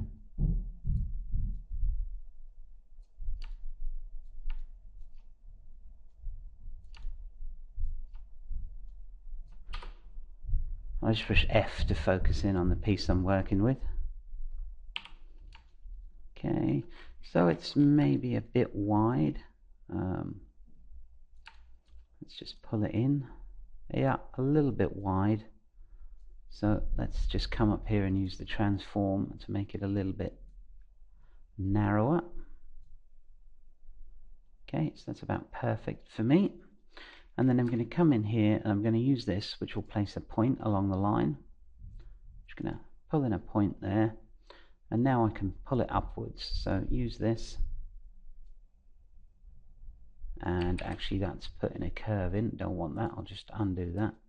And I need to select this here. Actually, what we've got here is not good. I've put 2 points in by accident, and it's because I can't really see with this on top of everything else. So let's just come in and move this up. So I need to select this point and just move it up. Okay, now if I want to get a bit flasher, I can take this and sort of start to curve it a bit. Okay, and this one too. So I just make a kind of this shape. Now I need something to attach it to. So let's just draw a quick poly square.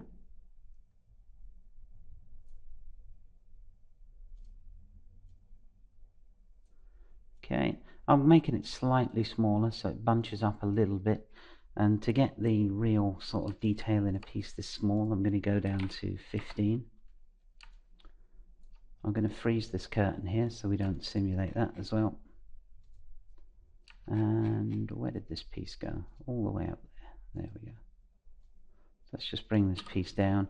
F to focus in on the piece you currently have selected, same as in Maya really.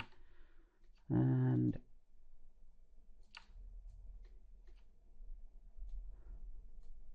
let's just grab this like so. Alright, and because I want it to actually drape on this slightly, I'm going to move this a bit far back like so. And make sure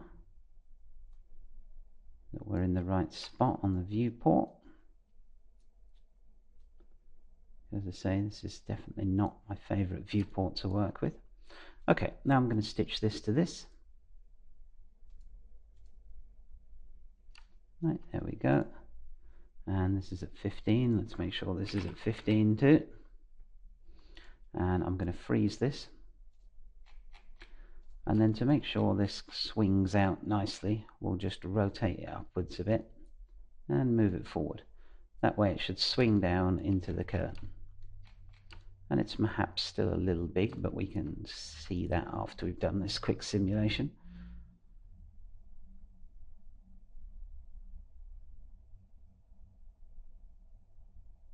Yeah, I think this is kind of way too big for me.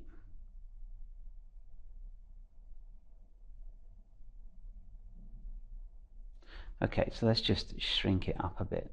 So we can select both of these at the same time and use the transform to shrink them both. A little bit in, a little bit in, and a little bit up. So that's more the size I'm looking for. And then I'll just reset the pattern. Whoops. Make sure it's in the right place now with its smaller size. Okay, and I'll just sim that out, and that should be about perfect.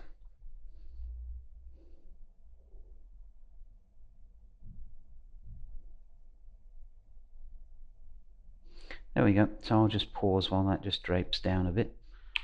Okay, and I also just drag the cotton material onto it, and pretty much that's about fine for me right now. Okay, so now we need to get this little lot back into Maya, which is pretty simple. What I'm going to do is name these patterns first. So let's shift click and select them all, and then up here I can name this drape front, and these two I will name drape back. It's just easier when I come to export them. So I'm going to save the garment. Okay, and then I'm going to export to Maya. So OBJ, and I'll call this drapes 1. Alright, so we know we want centimeters, and now because these are drapes front, I know I don't need this, I don't need this, and I don't need this. I don't need this. Basically, I just need the 2 back drapes and the 3 front drapes, which is 1, 2, 3. What I do need though is this center piece. So as I forgot to name that, excuse me folks, I'm going to have to go in and name this. I'll just call it center, and let's export again. So I'll call this back drapes Marvelous Designer. So now don't need the avatar, and don't need this pattern, don't need this one, and don't need this one. Okay, I'm going to pan it out as multiple objects, so if I wanted to I could texture all these curtains individually, and everything else looks fine, so let's just hit OK. Alright, now I need to import into Maya. So we come back to Maya here, import,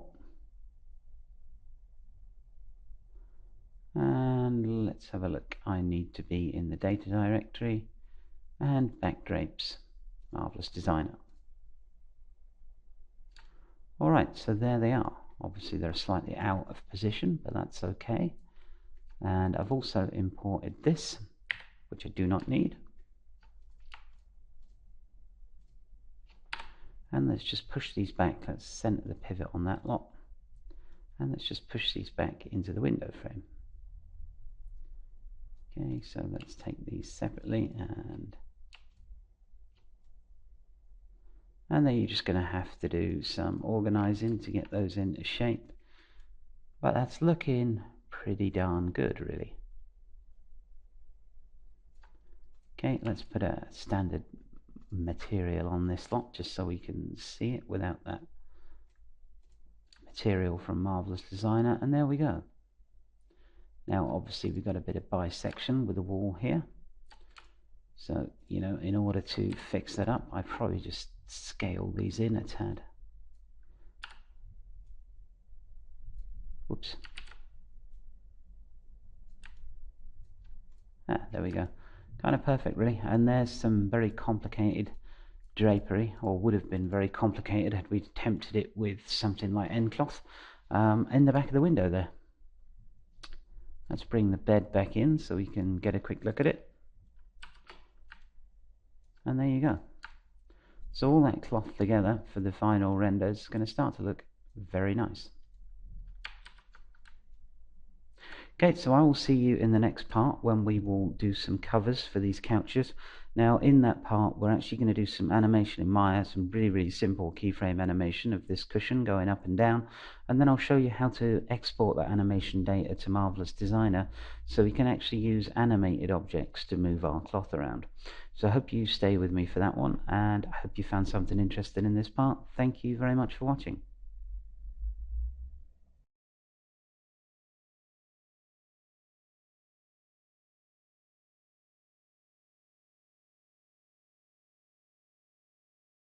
Okay, welcome back. As I said in the previous part, in this part we're going to take a look at this couch object.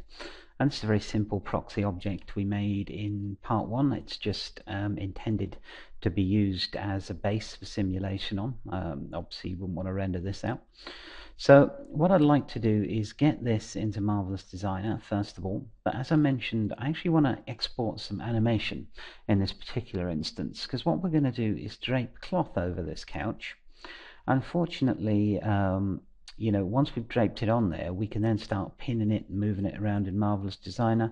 But it's a really good idea for us if we can just sort of have a large animation that will come down and press the cloth into place for us. Unfortunately enough, with Marvelous Designer we can. So I'm going to set my timeline here to just about 60 frames. We won't need more than that. And I'm going to key the first part of this up in the air there. This will just put it far enough up so I can actually get the cloth between this sort of crushy thing that's going to come down and the couch object. So frame 1, put it about here, hit S, and this will just keyframe the whole thing, then move it down, right? Move the slider to frame 60, and then just move it down and get it to about the bottom of the couch. You don't want it too far in, and let's just put it a bit over the front. Make sure we're going to get sort of the cloth at the sides and everything. There we go. Don't have to be too accurate. That'll be about fine. And I'm going to press S again. So of course now if we scrub the slider, you'll see that go up and down. Now you can export any animation to Marvelous Designer. So if you wanted to do some curtains with a curtain tie back, you can actually make a model of a curtain tie back sweeping inwards, bring that into Marvelous Designer and use that to push your curtains around. We could have done that for these where we used elastic instead, but we could have made actual ties that pulled it up. So I just wanted to get you used to the principle of exporting animation from Maya for use in MD. So we can't just export this, it won't work. What we need to do is go to the last frame, select both of these objects and hit Mesh Combine. Okay, the animation will still be there, but obviously now we'll have a combined mesh. Marvelous Designer really works better if you combine all your objects and export them as one OBJ. Okay, so we can now export this as an OBJ. So we're going to export the selection. And I'm going to call this couch for MD. Okay, now we need to get the animation out. Because that OBJ won't have the animation on it, we need to export some animation cache from Maya. So let's select the object and go to the animation menu set, and here we want geometry cache, create new cache. I'm going to just reset that back to normal, and I'm going to call this couch for MD animation. Okay, it has to be one file and the format MCC. This are the readings that Marvelous Designer works with. So we want the range to be the time slider, so in this case frame 1 to 60. Okay, just make sure you've got evaluate every frame. This is all standard, and one file MCC are the important things. So right now, actually don't know why that didn't,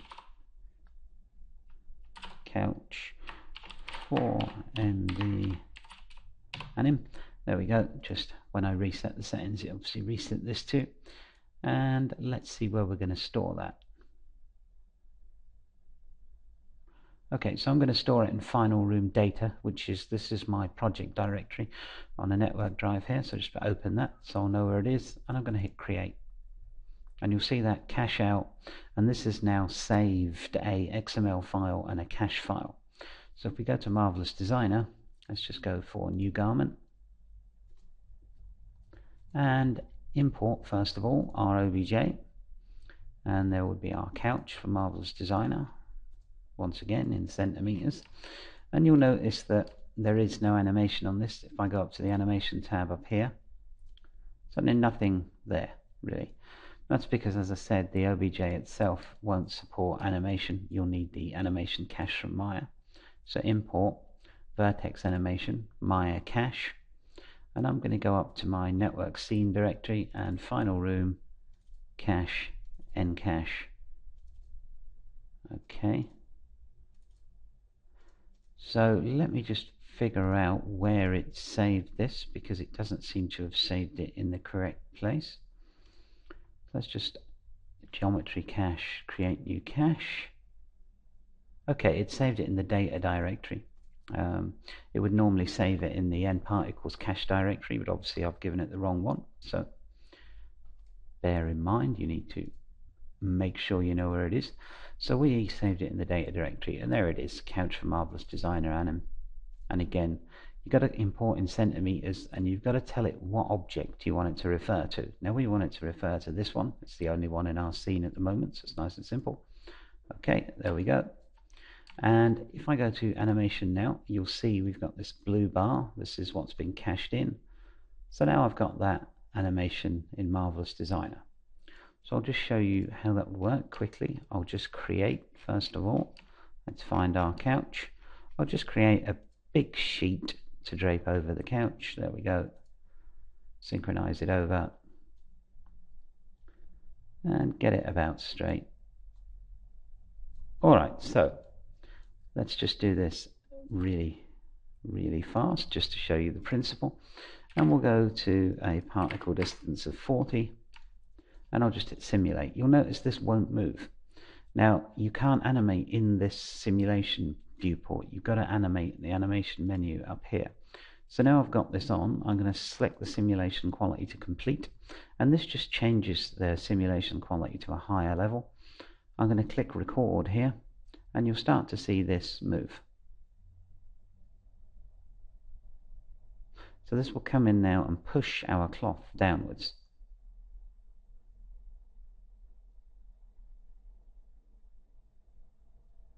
Okay, if we stop that and pull it backwards, you'll see that I can actually export this as an animation from Marvelous Designer into Maya as well. So I've got a full cloth animation now. Okay, so let's say I wanted to leave my cloth there, but move this. What it can do is untick this cloth portion here, and now I'll be able to pull that out, go back to the simulation menu, and I can simulate again. This will pop back up. Okay, but it's much more in shape. I could then flatten it down again, pop it up. Lots and lots of things I can do with that.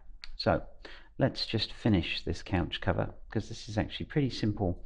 Once you start to use animation to sort of shove things into shape, it gets a bit easier to create some of the more complicated sort of indentations and patterns that you want.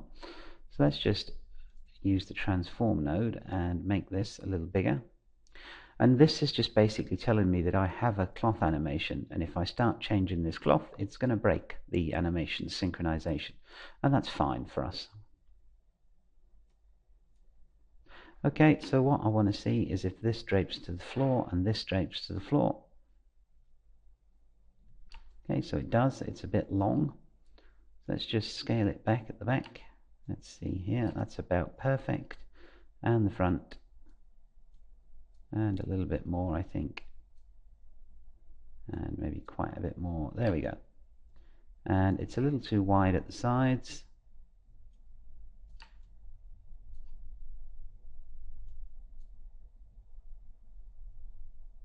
Alright, that's maybe just a tad more. And the same with this one. A tad more for you. Oops, tad too much. Okay, there we go. Now, we've got a small problem here, because when let me just make sure that's in the center of the couch. No, it's really not. There we go. When we simulate this cloth out, if we made it much bigger, then we just get a ton of cloth on the floor, and that's not really the look I'm going for. So what we need to do is put some sides on. Okay, so if we click on this cloth, we should be able to see where that point is, and if we click here, we'll be able to see where that one is. So an easy thing to do now is to take this add points, split the line there. Okay, click on the cloth here, see where this other one is, split the line there. Then I'm going to add 2 splits right next to it, one here and one here. Then I'm going to go up to here, grab this line and just pull it out, and you'll see that I now get a extra extension which I can then sew here and here.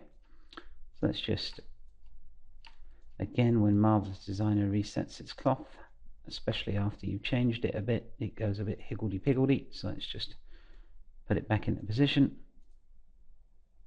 Let's go here, and now we've got that flapper cloth on the side. Maybe needs to be a bit longer and a bit more. And I can see that this one would be, let me just grab this point as opposed to the whole line, move this one back a bit, and this one should be, near in the length of this one. So let's just pull this one like so. There we go. Now just do the same on the other side. Okay, so that's pretty simple now. We just kind of match this point to this one. So one here, one here, one here, one here, and then pull the center line out. Push this one back a bit, this one out a bit. There we go. Let's just check that it's in the center of the couch. Once again, it's reset to the wrong position, and let's just hit go, see what we get. Okay, so now we've got most of the couch covered, although the back looks like it could do with a bit of lengthening. So let's select our tool here and just lengthen that back up a bit. Alright, and for this I'm going to actually simulate it in 20, not 40. So now I've done the measurements and everything, and I know where the cloth is going to drape. I can increase the particle distance to 20 and just hit go. Just make sure everything hits the floor nicely, front and back.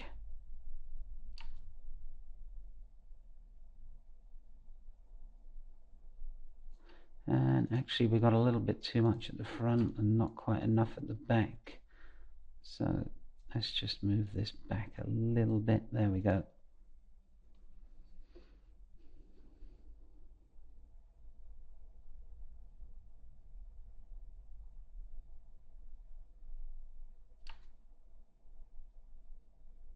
Alright, this is looking pretty good to me.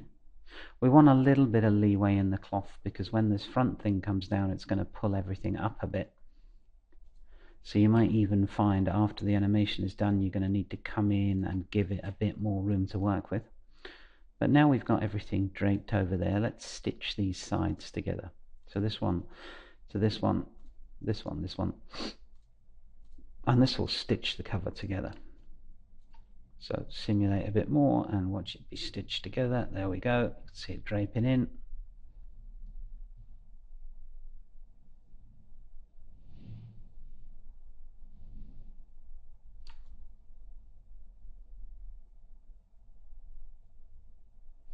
That's looking pretty good, but it looks like we got a bit too much fabric on this side and not quite enough on that side. So let's reset this pattern and make sure it really is centered before we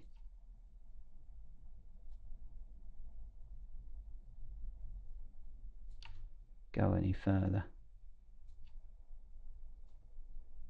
Whoops, that's the rotation, we don't want that. Okay, and another thing I'm going to do is I'm just going to make this whole thing ever so slightly larger. So let's just drag it a tiny bit that way and a tiny bit that way. Okay, because I'd rather have a little bit too much material at this point than a little bit too little, if that makes sense. Okay, and I'm going to have to turn this stitching off, because if I try this with the stitching on, it's going to just crunch up in a ball and land on the middle of the couch somewhere. Let's go to the scene, and let's take these seam line pairs and just turn the activate off. Okay, you'll see they've all gone grey, so they won't actually do anything now.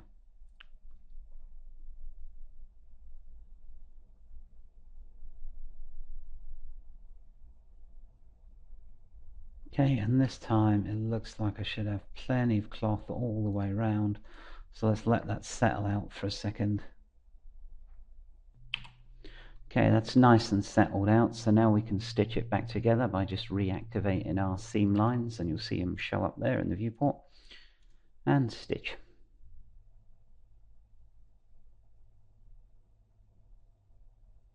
So I've actually got a couple of renders of a couch that I made that was very similar to this. So if we look here, you can see that we've got a very similar couch. The difficult bit on this couch is actually getting the piping that goes around these cushions. Well, it's not difficult, it's just a little fiddly. So in this part we'll finish off with making this couch cover, and in the next part we'll come and look at the cushions. But if we go back to Marvelous Designer, you'll see that this has all been nicely stitched together. Let's just stop that. And we got plenty of fabric around the couch. So now we can go over to our animation menu, put this on complete. Complete is just a higher standard of animation, so when this cover comes down it won't tear so much. And for when I'm working with animations, I might even put the cloth quality up a little bit. I'd also like to put a cotton fabric on this.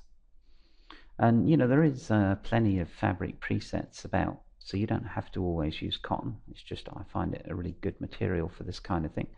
But if you look under the presets, let's have a look here. So there we go. If you look under the presets, you'll find here all sorts of different, satins, leather, denim. We'll be using some leather on the cushion later. But for right now, let's just go for cotton. Okay, and back to the simulation menu. And I'm actually going to turn this to 15. Go to animation, make this simulation quality complete, and hit record. Now with this much fabric on a density of 15 and the animation going all at the same time, this is actually going to take a little while to calculate, probably about 5 minutes. So I'm going to hit pause now and see you in 5 minutes. Alright, so our couch cover simulated out quite nicely, I think. It's maybe a tad too long at the front and a tad too short at the back. So all I would do to fix that is just reset the pattern, move it backwards a little bit and try again, which I'll do in between parts. This whole thing with the animation took about 6 minutes and 20 seconds to simulate out. But like I said, I'm not using the best machine in the world. And before we go, I'm going to break this cloth, so I can just move this up, and for next time we'll look at getting the cushions onto here. So that's a pretty nice couch cover we got there in no time flat, using this method of bringing in objects from Maya as animations. So I thank you very much for watching, and we'll continue in the next part.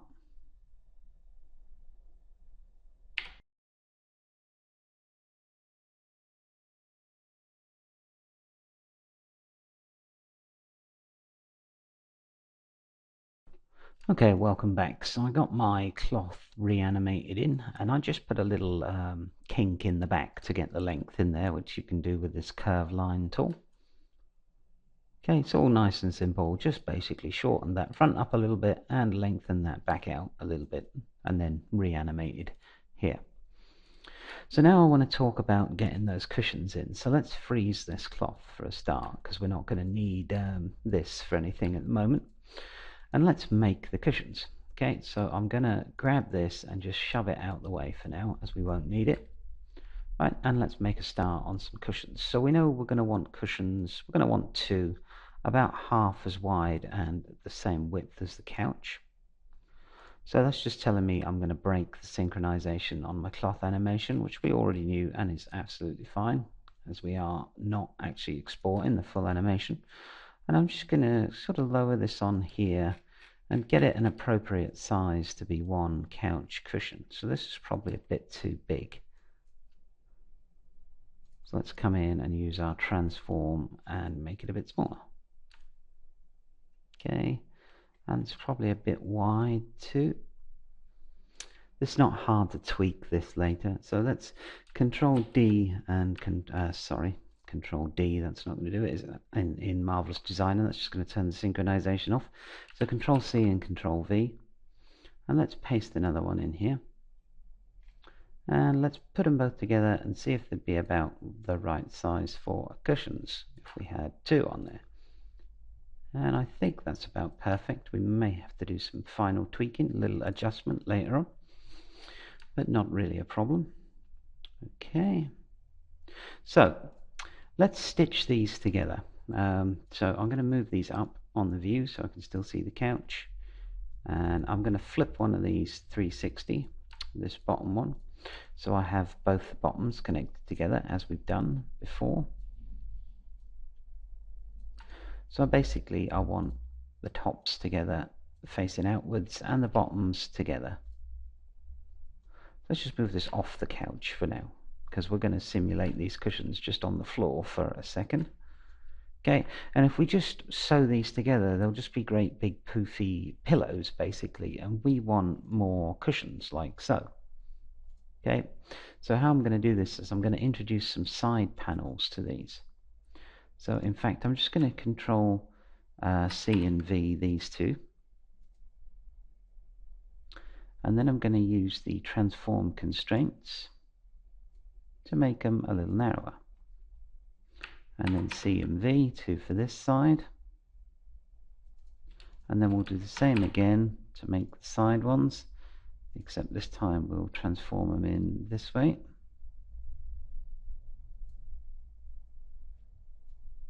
And try and get these all the same thickness.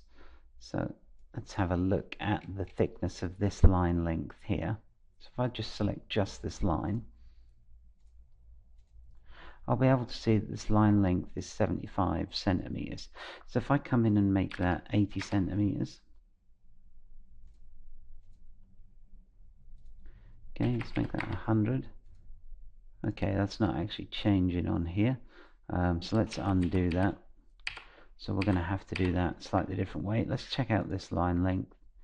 This is 89 and this is 75. So we know this needs to be a bit bigger. So if I actually go into the preferences for this viewport, pattern window properties, and show line length. So now I can see the line lengths on here. And this one is actually 111.6. So let's try just scaling these out until they're that big. And I can actually turn the synchronization off, which will speed this process up. 112.5, near enough. So we're going to need 4 of these. So Control C, Control V, Control C, Control V, and 1 and 1. And let's just move these out. Okay.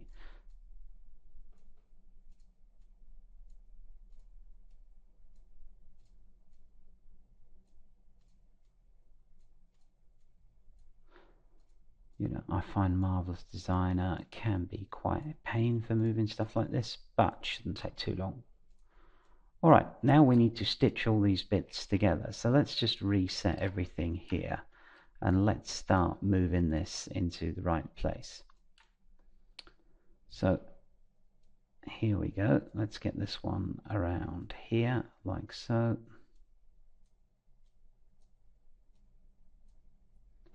And let's grab both of these and move them out. This can take quite a while to line up. It can be quite a pain,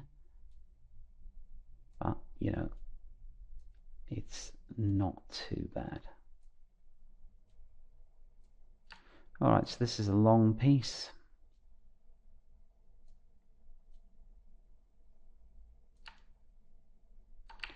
And there we go. It's funny, I spent the previous 14 years approximately working with Maya, and there are times when I do curse it as a piece of software, but you know, I just have to move things about in Marvelous Designer for a little while before all is forgiven, really. So I'm just going to organize all these pieces side for side, side for side. I'll just grab a short piece here and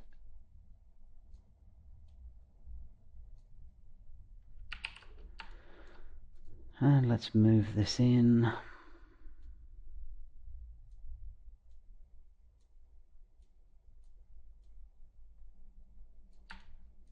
And yes, of course, that's now.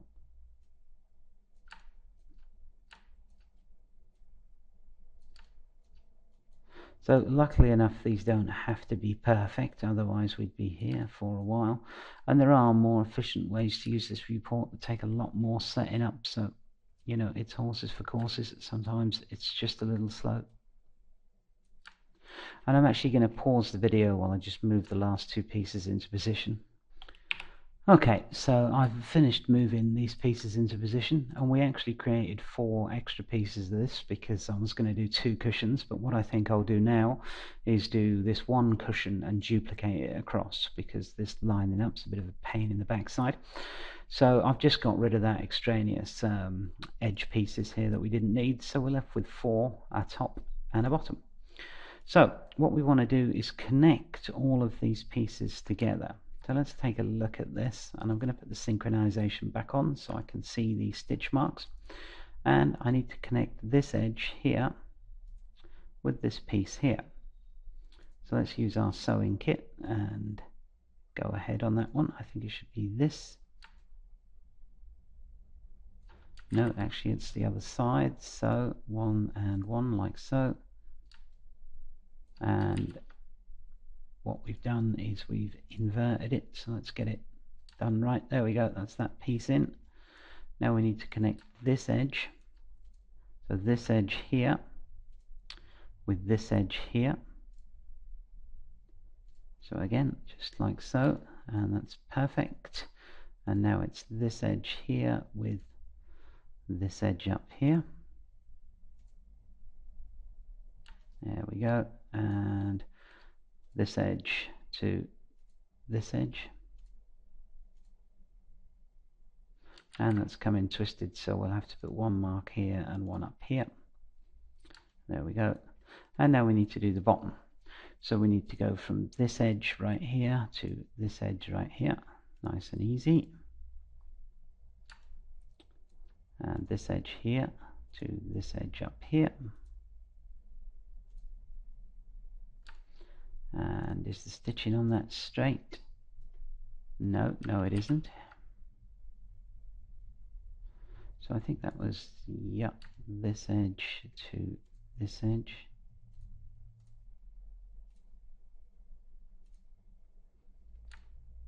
And that's now straight. If you're not quite sure, you can always just pull one of these out a bit and get a better look, both straight, so that's absolutely fine. There we go. And just a couple more, this edge to this edge, which would be where? Yeah, so it's just these two together. And this one to this one.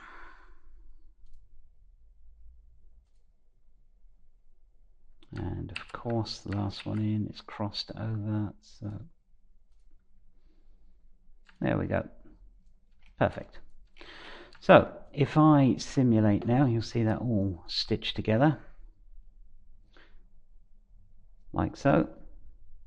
Okay, so it's much more cushion-like, but I can see where it hasn't stitched together at the corners. So let's reset the pattern, and for some reason this one has gone all the way up there. Let's just move it back into place. And I just push F to focus in on the piece that's gone doolally.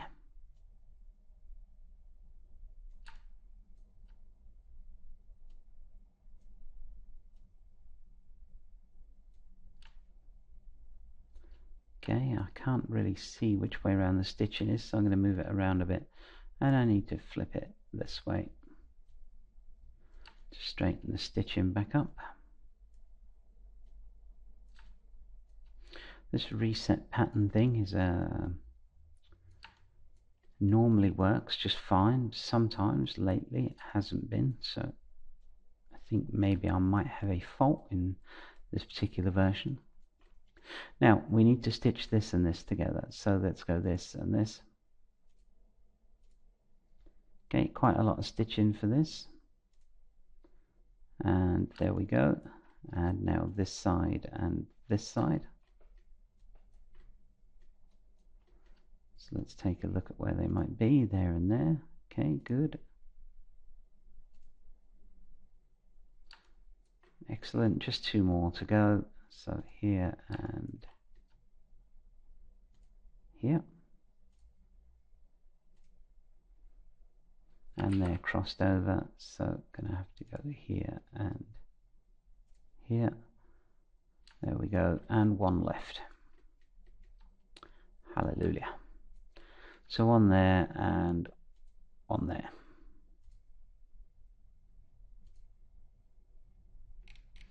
And that's fine. So that's all stitched together now. Now it's just going to collapse in on itself. So to help stiffen it up a bit, I like to make these side panels a leather material. So let's add a material and let's just call it side.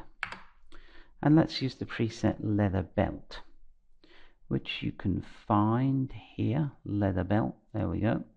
And that's a really stiff material. And then just add a cotton material for the top and bottom of the cushions. So cotton, and once again I'm going to change the colors just so I know which is which. Okay, there we go. And let's change this one to sort of pink and the sides to brown. So there we go, that'll be alright. Okay, so let's select the top and bottom and assign the cotton material, and let's select all the sides and assign the leather belt material. Okay, and that gives us these different colors just so we can differentiate. Now we're going to need some pressure in the top and the bottom to sort of poof those out. So let's come here and look at pressure, and let's try a pressure of 10 maybe. Let's also select all of our patterns and put the particle distance to 40 so we can do some quick tests. And you'll see that drapes together nicely. Perfect. And that's going to hit the floor, and it might have a little bit too much pressure. It is a bit poofy, really. But once it starts to settle down, that's not bad. It's not bad at all. What I tend to do with these is make them too bulbous within Marvelous Designer, and then I'll use the lattice tool in Maya to sort of squash them down a bit, which I'll go through with you. So let's take these two. Let's just stop that simulation, and let's try a wee bit less pressure. Let's try a pressure of maybe 6.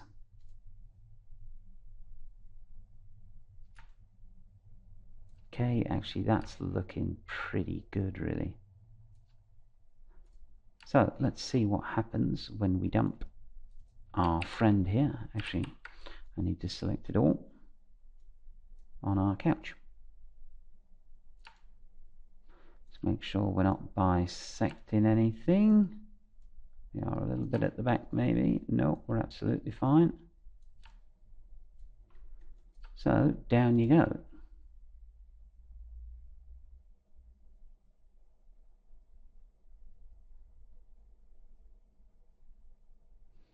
Okay, and that should settle on there quite nicely. She's just catching a little bit on this fabric here on the front.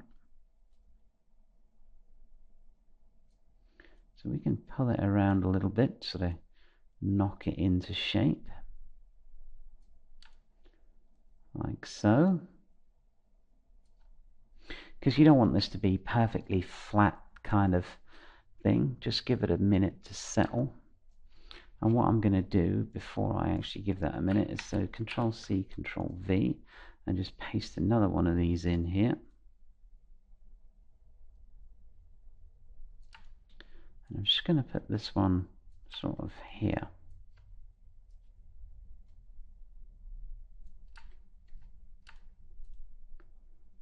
Okay, let's just make sure that's not bisecting anything.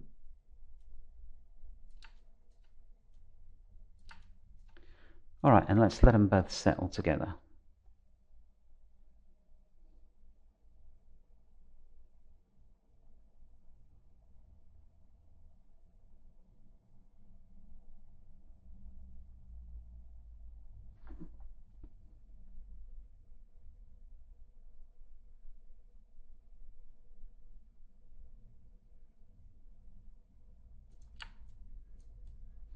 Okay, now they've settled in kind of like so. I'm finding that the front of this is really not helping me. So let me go to the animation menu. Let me just put this whole thing on freeze for a second. Where are you? Freeze, freeze, freeze. And that has to be done in this view, actually. There we go. And let me just move these. And let me see why I've got these kind of big tufts of cloth sticking up here. Let's go to the animation menu. And let's fast forward this just a second.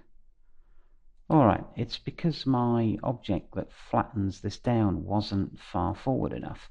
But we can actually sort that out now. You don't have to redo everything. We just need to come in here, take this. We need to uncombine this mesh, so mesh separate. We need to grab these verts. And we just need to pull them out a bit, just to make sure we sort of squash all that fabric down at the front. And maybe a little bit wider this way, and a little bit wider this way. So now we'll select both of these objects and delete all the history on them. So delete by type, history, which will be under the edit menu. Okay, so I'm just going to show you how to fix this without having to re-simulate the whole lot, which would be a real shame. So now we're here, and we'll need to now note that there's no animation on anything. So once again, frame 1, you want to move this, center the pivot, move this up so it's out of the way, like so. Press S for your keyframe, frame 60, drag it down so it's here, like so. There we go. Let's just make sure we're not bisecting. S for your keyframe. That will once again recreate that simple animation we did. Combine both of these pieces. Export the OBJ. And I'm just going to call this couch for MD, same as we did before. And now I just need to export the animation. So geometry cache, create new cache, 1 per frame. And I call this anim v2.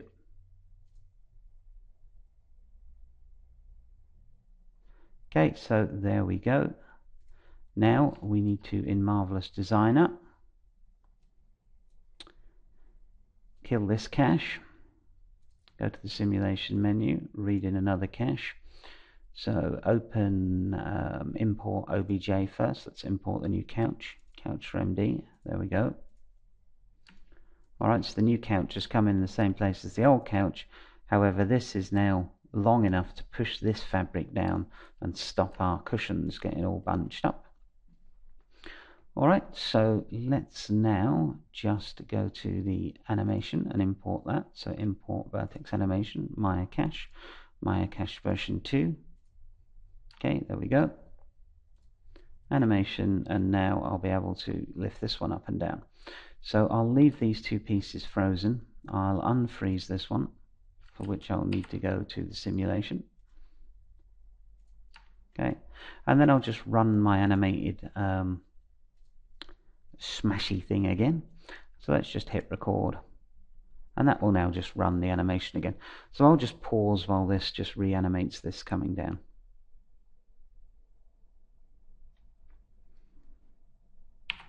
Okay, welcome back. So I just re-simulated that with that slightly longer flattening piece we had, and you can see I've got much more sharper definition in the corners.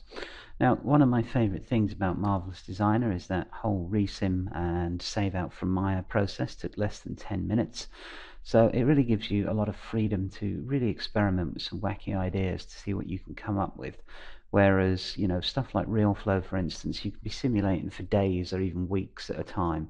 So a little tiny mistake, something being a centimeter out can really put you back. But Marvelous Designer really gives you some great freedom here to experiment. So let's move these cushions back. Whoops. And I'm going to need all of the pieces. Okay, so let's just move them back on the settee there. Okay, and let's pull them up so they're not bisecting. Alright, and now they're going to be a little bit flatter and a little bit more cushion-like. So let's just get these in the right place, freeze this, unfreeze all these cushions, and let's hit simulate.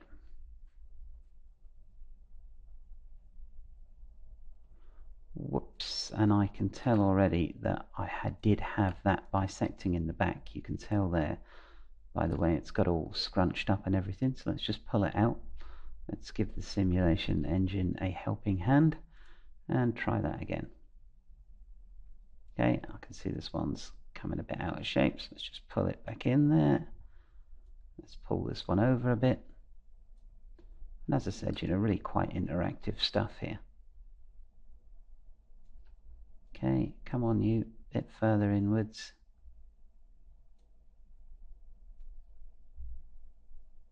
And this is why I put this leather belt material on as well. It really helps you to tug these around with that stiff material on the sides. Now for the final material, I'll probably use something a little bit more like cotton, simply because that cotton material will give us nicer creases on the front, but for pulling stuff around, leather belt is actually excellent. So let's pull this into the corner. Come on you.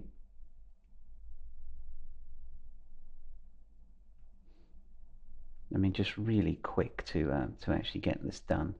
And these are going to be probably a bit too short. They're going to need to be a bit closer together, but again, just let them settle out and see where they end up. Because you don't want these things perfectly square either. Otherwise you could have just used a couple of square boxes in Maya and called it a day. So they're about settled enough. Let's take these and make them slightly longer. So if I select this cushion here, use the transform, just make it a bit longer, like so. Yes, we know the synchronization on the animation will then go pop, but that's not really an issue for us. Okay, and a bit longer still. And the same with this one. So grab the whole thing and a bit longer. Okay, and I'm going to bring these back to the floor to simulate because they're going to go on a bit of a wobbly thing as they all stitch back together again. So we'll just hope this works. There we go. So just give them a little time to settle and then we can move them back onto the couch. Alright, just move this one a bit closer. And as I've said, the interactivity of this is brilliant. You can really get stuff exactly how you like it. Make sure we're not bisecting anything in the back of the couch there. Looks like we are a little bit on this one, so we're going to have to turn it a bit and move it a bit forward. And there we go, that seems perfectly fine. Okay, grab them both, move them down, and hit simulate.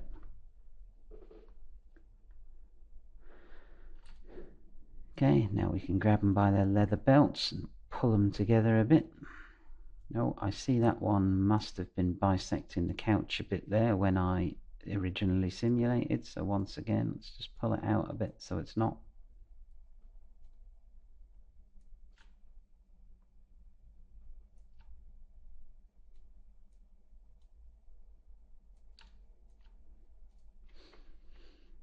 And you know, you get plenty of opportunity to move these about, get them in exactly the right shape, get them how you want them.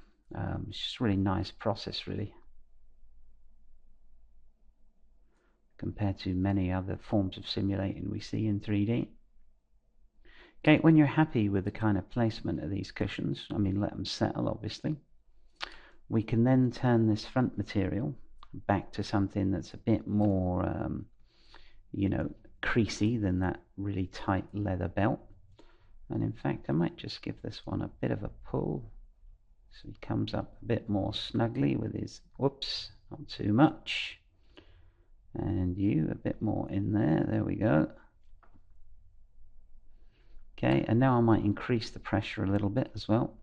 So let's select all 4 of these and increase the pressure up to maybe 7. Just going to poof them out a bit more. Okay, that'll also force them a bit closer together. So that's looking pretty good, pretty cushion-like. Let's change the material on that leather belt to something a bit more creasable. So let's go to the fabric that we have on the side and change the preset. Let's try standard leather. Leather belt's very stiff, standard leather's a bit less stiff. So let's see what happens when we go like so. Okay, and as you can see, we get quite a lot of collapse there, but let's just see if that bounces back up a bit with the pressure.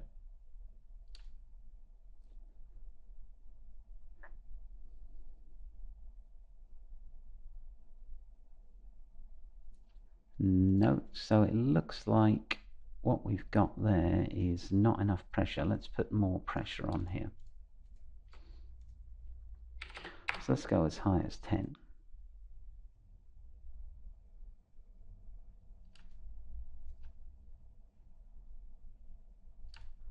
Okay, so that's puffed them up a bit more, and that's looking pretty good right now. They might be a little bit too rounded on the top, but it's easier to sort that out in Maya, actually. And they might need pulling backwards a little bit.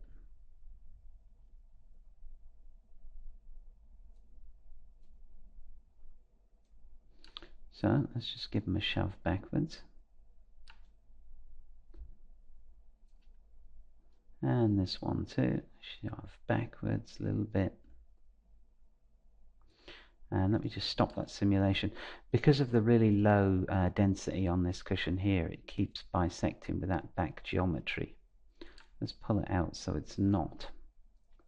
Simulate, and then we'll have another go at just pulling it a little bit backwards, a bit more gently than I just did. So come on you, back you come.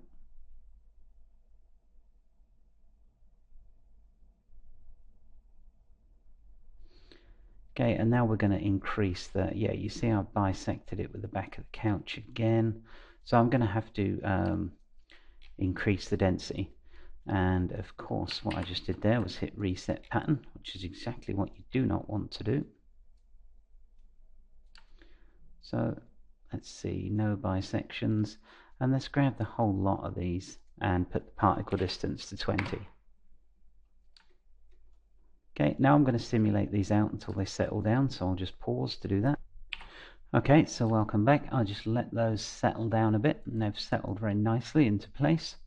So what I'm going to do just to finish them off a little bit is just take these side panels that we had in leather, which is, you know, first we tried a leather belt, which was really good for pulling them around, and then a stiff leather to help them keep the shape.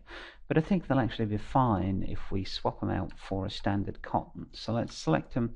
Now we've done all our pulling and pushing about and stuff. Let's swap them out for a standard cotton and see how they hold up. And I'm hoping they'll get some nicer creases on the front here. So let's just, well, I'm not hoping, I know they'll probably get some nicer creases on the front. So let's simulate out, and you can see that these creases start to come in now. Okay, so that's the first part of our cushions done. The second part of our cushions will obviously be, let me just open up my file, put in this piping around the edges. So we'll come back in the next part and look at doing this piping. You know, it just takes a bit of careful placement, but we'll get that done in the next part. So I hope you've found something useful in this part. I thank you very much for watching, and I'll see you in the next part.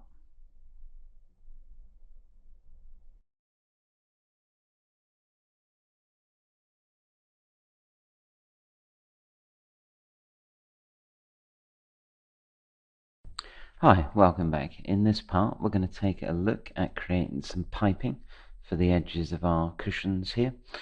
So I'm going to start by simply replicating these four pieces here, because what we'll do is we'll fold these in half and have them act as the piping, the trim that goes around. So I'll just Control C and Control V these for a start. Hit the synchronize to get them to synchronize over to the viewport.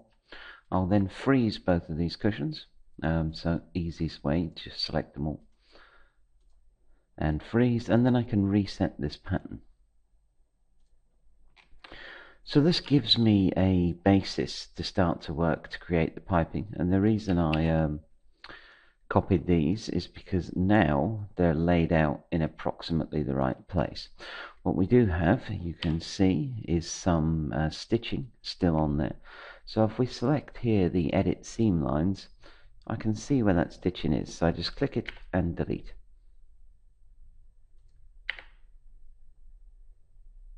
So when you copy and paste some of these objects here, sometimes you're going to get the stitching with them, which we don't want, so we'll just get rid of those. And then I'm going to take one of these cushions and pull it out from the sofa, just so we can get a better look at it. And when we're done, we can obviously just slide it back in, but we'll just pull it out here for now. Okay, I'm going to take all of these from up here and just move them basically into position. So, you know, again, you don't have to be too accurate, but we don't want them miles away. Alright, so that looks fairly like they're in the proper position around the cushion. So when we do this, we're going to need piping for the top of the cushion and the piping for the bottom of the cushion. In the tutorial, I'm just going to make the ones for the top, because you know it's done exactly the same way for the bottom, so I don't want to just unnecessarily repeat a lot of stuff. And what we want is to fold these in half and then stitch them all together and then inflate them so they're kind of rounded, piping like. If we go back again to the reference, you can see here that these are sort of rounded, as you would expect to see, I think, on a cushion of this type. So we'll just go into Marvelous Designer, and the first thing I want to do is put a point in the middle of these. So if I select the Add Points and go here and then right click, it'll bring up this menu, and I can just put that at 50%. So that will be 50% along this line. Okay, now I get a point that's exactly in the middle. And you know, you'll see this when I do this, it takes time because it synchronizes it over to the viewport. So if we just unclick the synchronization, we can then do this a lot faster.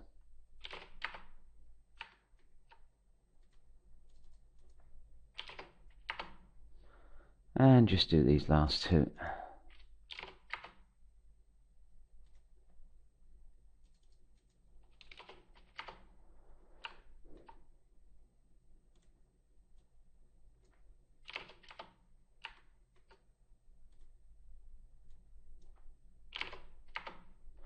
Okay, so that gave us the points, you know, centrally on each of these lines. Now we need to use one of these internal polygonal lines to just connect those points together. And here we go. This will become the fold mark that these patterns fold along.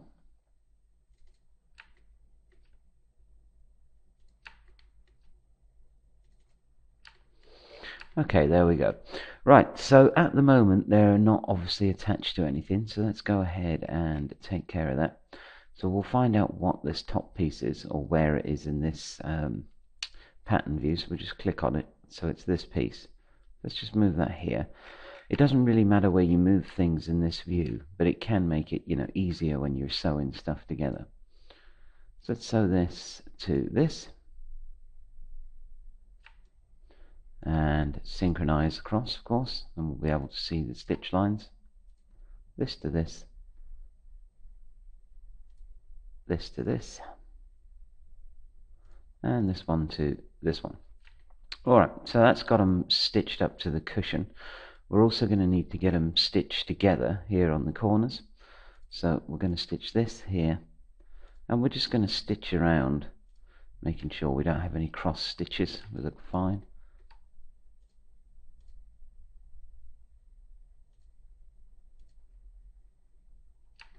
Okay, just these last couple.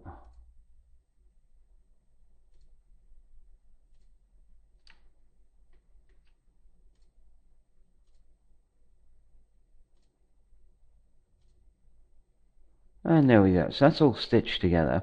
Now we're going to take these internal lines and tell them to fold over. So to do that, we need to select them all.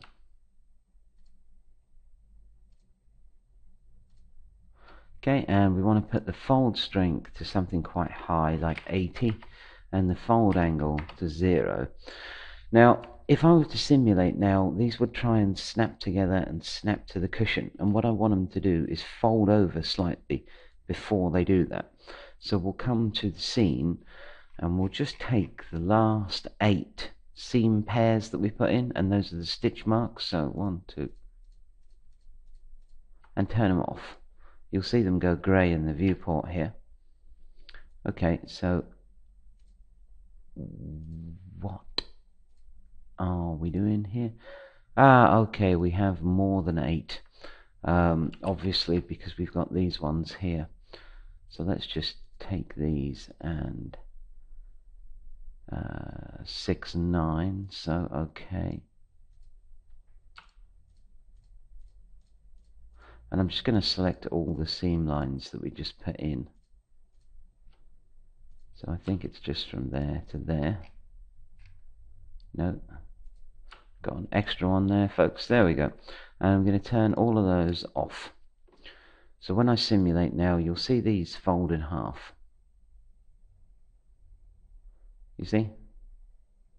And we can probably get that more pronounced if we use a more robust material on this, something like a leather or leather belt type material. Let's go to fabric and add one, and we'll call this just call it sides for now, and I'll use a material preset of leather belt. So let's select all of these and give them the material preset.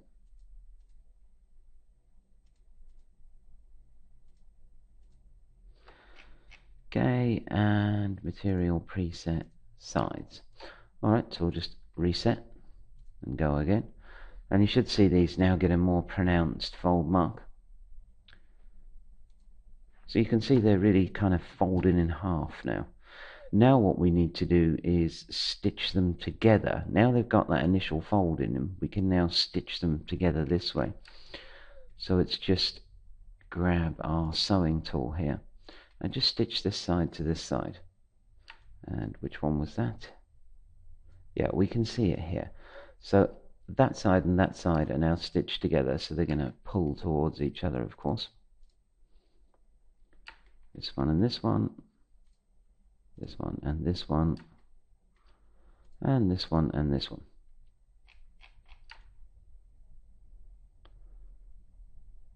Alright, so I've turned those folds, sewing lines back on. Let's turn all the sewing lines back on. So all these seam pairs that we turned off before, turn them on now, and hit simulate.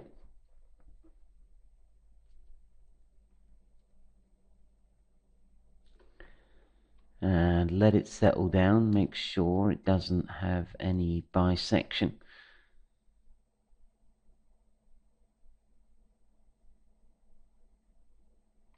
Okay, I can see we've got a slight error here. That's where it's snapped into the cushion, and sometimes you'll need to do this a couple of times. And I can see as well that this piping here is it's not very rounded. So in order to make it more rounded, what I'll do is I'll just do this simulation again. I'll just push these a bit closer to the actual cushion so they don't snap quite so ferociously together. Okay, and I'll have to turn off all of these again, and also all of these now.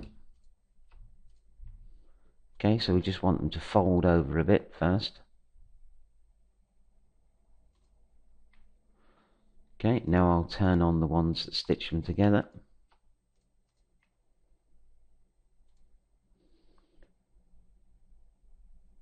Okay, that's them stitched together.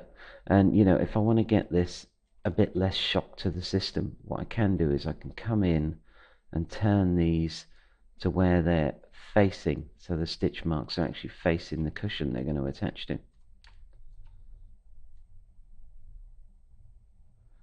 And which way round are you going? This way? Yep. As I said in the previous part, this operation is a little fiddly. Okay, and this one, which looks pretty low down.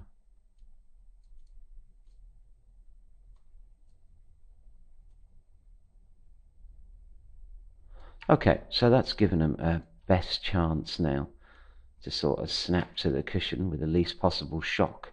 And to get them to round out, we need to take our fold lines we have here, here, and here. Okay, and we need to set that fold angle from 0 to 180. This is the degrees that the fold will be in. So this will now attempt to fold at 180 degrees, giving us a much more rounded shape. So let me just simulate this out. And there you can see now these have gone very round. Alright, so I'll just move them up.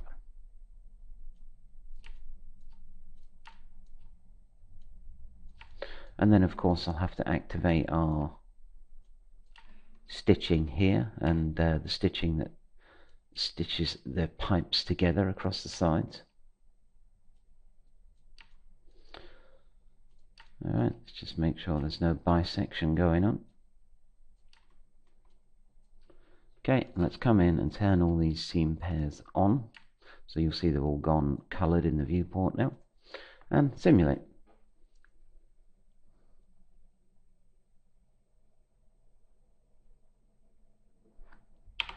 Okay, so that's the piping done. It's a little big, of course, but I just made it this size for kind of display purposes. So what I would really do now is come in and make it a little thinner. And of course, you can just use the transform tool to do this. So you just make it a little thinner and then re-simulate it out again. You're obviously going to need to do the bottom, and then what I would do is delete this cushion and just replace them on the couch. You can of course do both if you want, it doesn't really matter. I think it would just be a little quicker to do one and control C and V, so duplicate it across. Alright, I will see you back in the next part, and I thank you very much for watching.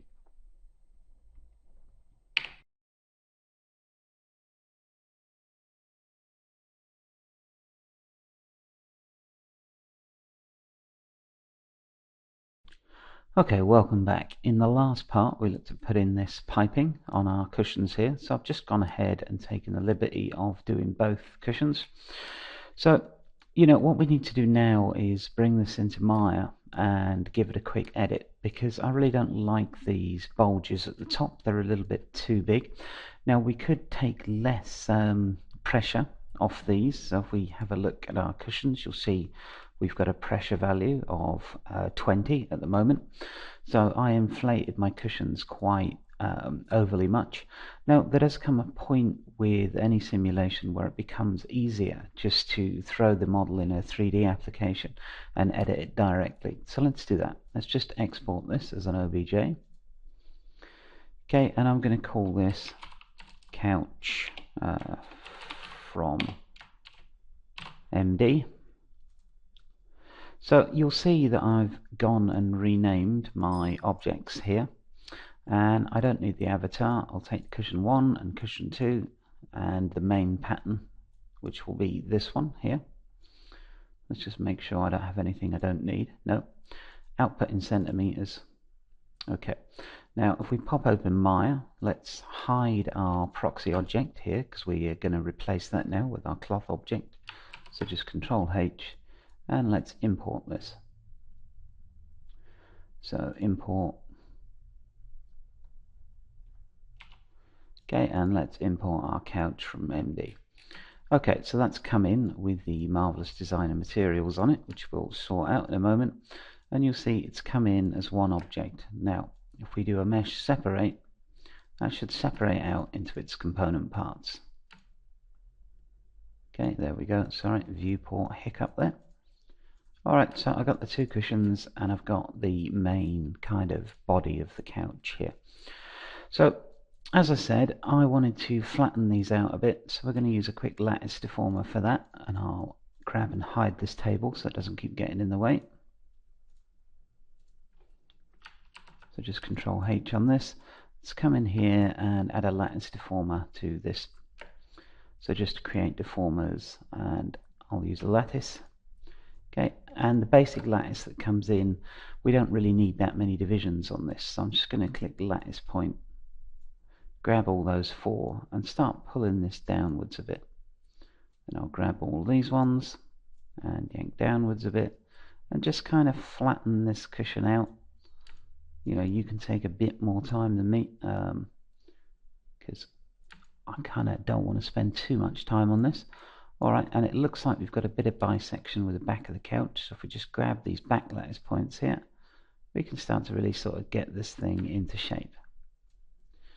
Now, we could have done a bunch of resimulations in Marvelous Designer to get this to a point where it was perfect, but as I said, sometimes it is just easier to come in your 3D program of choice, in our case Maya of course, and just kind of tweak this manually. So let's get this one to the same position as this one. So once again, create deformers and lattice, and just grab these lattice points.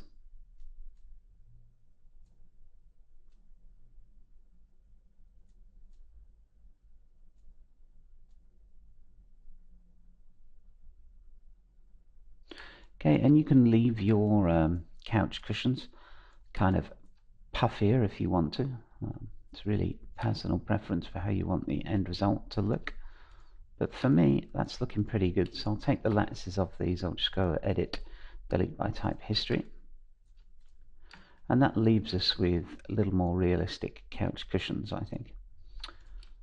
So we'll just put the standard Lambert 1 on these to get rid of those Marvelous Designer materials that we no longer need.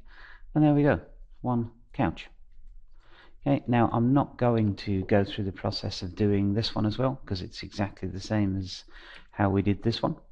So I'm going to leave that to you. There is one last thing that I'd like to cover with Marvelous Designer, because we've done quite a bit of cloth now. And you know, I might go back and resimulate some of this for the final screenshots, just at a lower particle distance. And you know, I tried to give you an idea of several different ways to get things to to simulate out in Marvelous Designer. So we've taken a look at some animation, we've taken a look at just standard drapery with elasticity. We've covered quite a lot of ground. So there's just one more thing that I'd like to actually cover, and that's a different type of curtain for up here. Now for this one I'm actually going to need a curtain rail, so I'm just going to use a polycylinder and just grab this and we'll move it into place.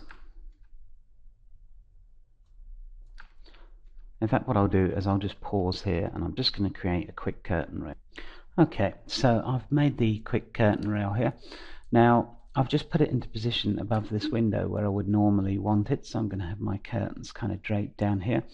The problem is that the Marvelous Designer pattern view, so if we have a look at this with the patterns here, is going to see this way as the front. So if I import this in now, I'm just going to get this little circle in my pattern viewport. There are a couple of ways to change that, but one of the simplest things we can do is just spin this around like so and export it now. So let's just go to File, Export Selection, and I'll just call this Drape Rail. I already have something that I made earlier, so there we go. Now I'll pop open Marvelous Designer and we'll just go to File, Open OBJ, Import OBJ, and bring in this drape rail. Remembering, of course, choose the centimeters. And now you can see that I can see it here in my pattern view, so let's New Garment. Okay, just to get rid of that standard garment that comes in with Marvelous Designer. And let's draw a curtain so it'd be about, once again, half the length of the curtain rail. Okay, and synchronize across. Now just move this into position, and because I've opened up a new copy of Marvelous Designer, I'll obviously have to change that gizmo. Now what makes this curtain different to the other one is this one's actually going to be attached to the curtain rail. I'm not sure what you actually call the technique, but I'll just bring up a picture. Okay, so I want to do these kind of curtain loops. Alright, so we'll dip back into Marvelous Designer, and I'll just start by simply going into my pattern view here, and we know we're going to need to attach these loops sort of every nth number of squares. So let's go and use our add point or split line. So we'll come in and we'll probably make these, let's see how many we are across. Okay, so I'll probably make these points, say, every second one. So let's go 2 here, and then we'll have a break for 4, and then 1 and 2. So this is where we're going to attach the loops to, and this will be the break in between. So let's do a break of 4, and then 1 and 2. Okay, this allows us to sew other pieces of material to just this line. So, and a break of 4 and loops at 2. So I'll just hit pause while I do this all along. So I've got to the end point and it's not going to line up if I break it here. So I'm just going to select this line, start to move it, hold shift so it's straight, and 1 and 2. So this gives me the points where I can come in and put my loops. So let's start with making the first part of the loop, and I'm not going to need it that long, so it's going to be about here. Okay, Control C and Control V, because I'm going to need 2 for each one. Then grab both, Control C, Control V, and just kind of get your loops into position here.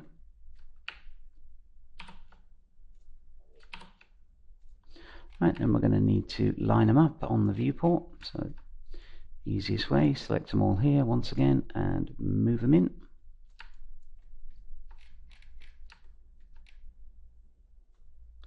Okay, now these loops, they're going to actually cross over this bar here. So let's move them in position with the bar. Okay, and let's get these top ones and flip them all around. So what we're going to do is stitch them up across the top and then stitch them to our curtain here. Whoops. And excuse me, folks.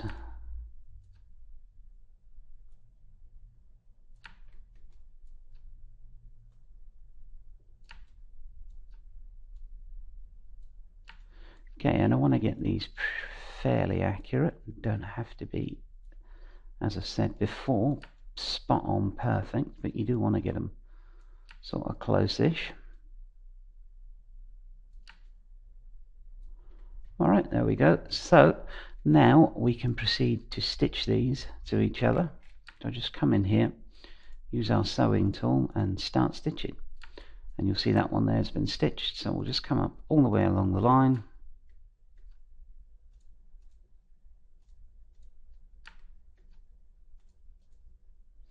Okay, if I freeze this big bit of cloth now, just so we can see what happens when we simulate these out.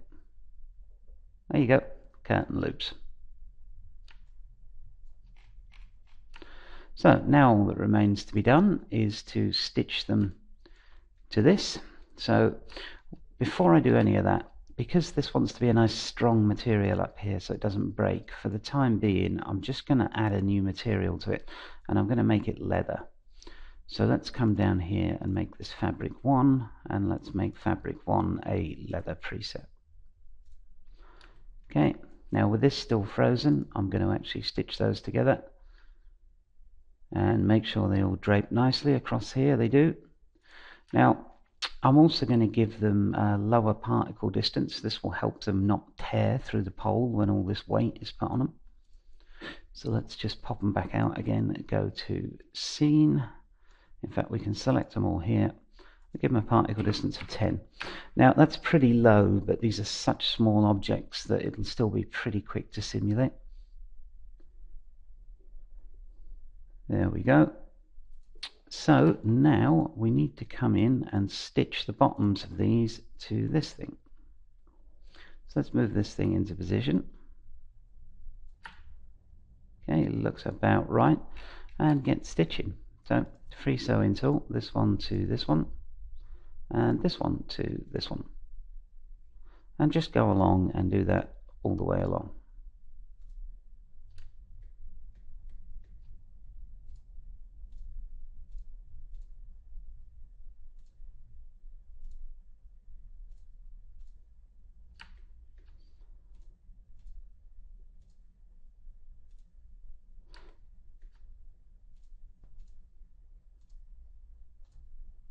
Okay, there we go, that's all stitched together. So let's move this as close as possible so it doesn't put too much strain on those stitches. There we go, seems to be about right. And let's simulate and have a look at what we get.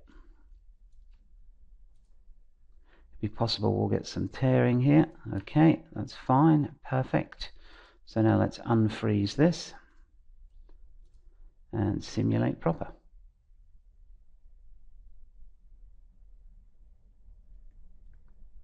Okay, let's just let it drag down.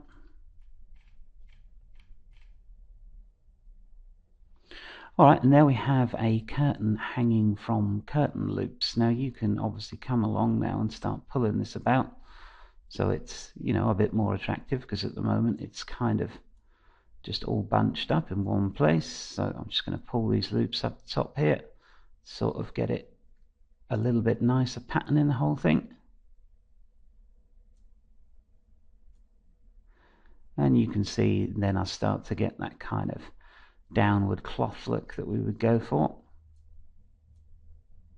And this is a really nice way of actually physically attaching a curtain to a curtain pole, because the previous one we did, if we take a quick look in Maya, it's not actually attached to anything, this curtain, because it's going upwards in this bay window, so we didn't need to.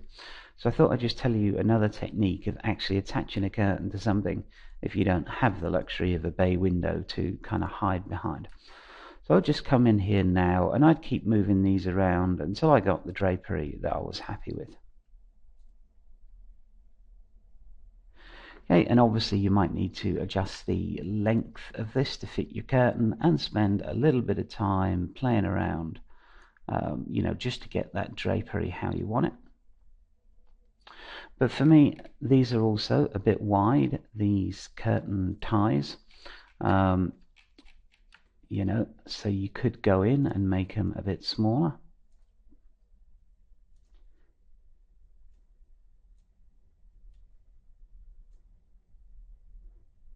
And I'm not really going to be too bothered about this. I just wanted to demonstrate the principle of making these curtain tiebacks, as I've actually done these before in Marvelous Designer, and the first couple of methods I came up with doing them were a bit of a pain. So, you know, and they're now thinner and nicer looking. I can re-simulate, and that'll help give us some pinching up here as well. You know, so that's the technique.